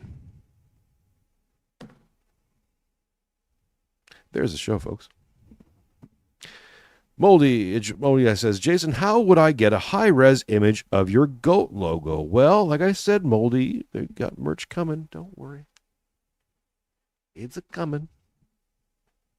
Oddly enough, because I made that thing on Canva, kind of a fluky thing. I just kind of layered images and whatever. So when I started using it for merch stuff, there's image upscalers and all this other stuff you can use, but because of how it's designed, it's you can't get it much bigger. So using it for certain merch, it's going to be it's always going to be kind of a smaller image, but I'm working on it. In terms of holograms and stuff, I don't know. But we're going to start the easy stuff. Start putting out t-shirts and hats, and I hear a lot of people saying they want it, so they're going to get it. You're going to get it, folks. You're going to get what you want. I'm going to give you some merch. You just have to do your end of the bargain and buy it. But before we can do that, please continue to support the show. We're up over 600. I got to update it all across the boards. I don't know if that's accurate right now, but either way, got a few more days left in the month. I want to get that as close to 1,000 as possible. And I appreciate you all for doing what you can in each and every way. I know money's tight and all that stuff, folks. But we work on volume here, so it doesn't have to be flashy. Hey, if you got $1,000 you want to send me, please do. But $2, $5, whatever you got, USD is even better. And we will be back with you tomorrow over on King Pilled. I'm going to finish it there. We're at 43 minutes and 4 seconds. I mean, they just vamped the rest of it. So Try and lure these three to my room later. That sounds awful. Yeah, it does sound awful. Don't do that. Don't, especially in his Canadian voice. I'm going to lure them over to my room for some beaver tails. Eh? Huh? Oh, it's a code. Sure. Don't even ask. I'm going to call that a full video. My goodness. That's crazy. Crazy talk. Do we just run it out? I think we just run it out. Let's run it because we got like what? 5 minutes? Like cigars and stuff? Yeah, Run that it sounded out. really bad, but what I meant was I got the mics all set up, and I'm like, we need to continue this. I've gone, I was telling somebody, the whole goal of me for the day is to end at 4:44, a minute before time, so I never stay overtime. I gave this 6 extra minutes because, I'm fascinated by the conversation. I want to push on into it a bit more. I'm sure there's a ton of people want to talk with you guys, but people have been here since like 7:30 this morning is when they got in here. This has been a full day, and folks, I appreciate you all coming and sitting through a brainchild of,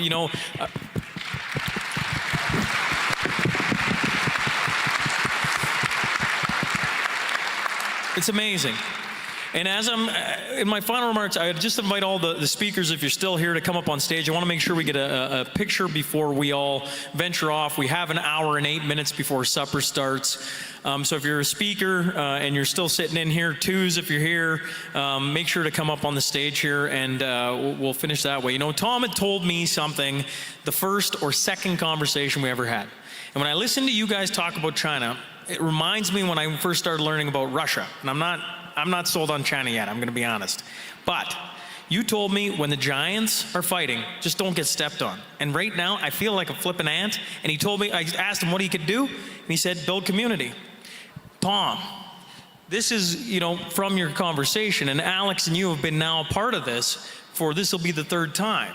The first year, we had 147 people come. That's right. Last year was 250. And this year, the number is well over 600 people. You told me to build a community. I'm trying to live by those conversations.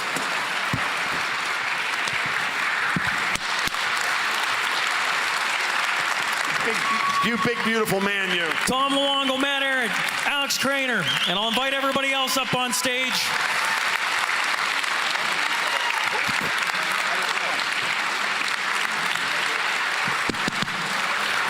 Okay, I feel we can say that we finished it. We finished it, folks. So, brand new day. Look at that. Ladies and gentlemen, mesdames and messieurs, thank you all. Thank you for everyone in the chat. Thank you all for the support.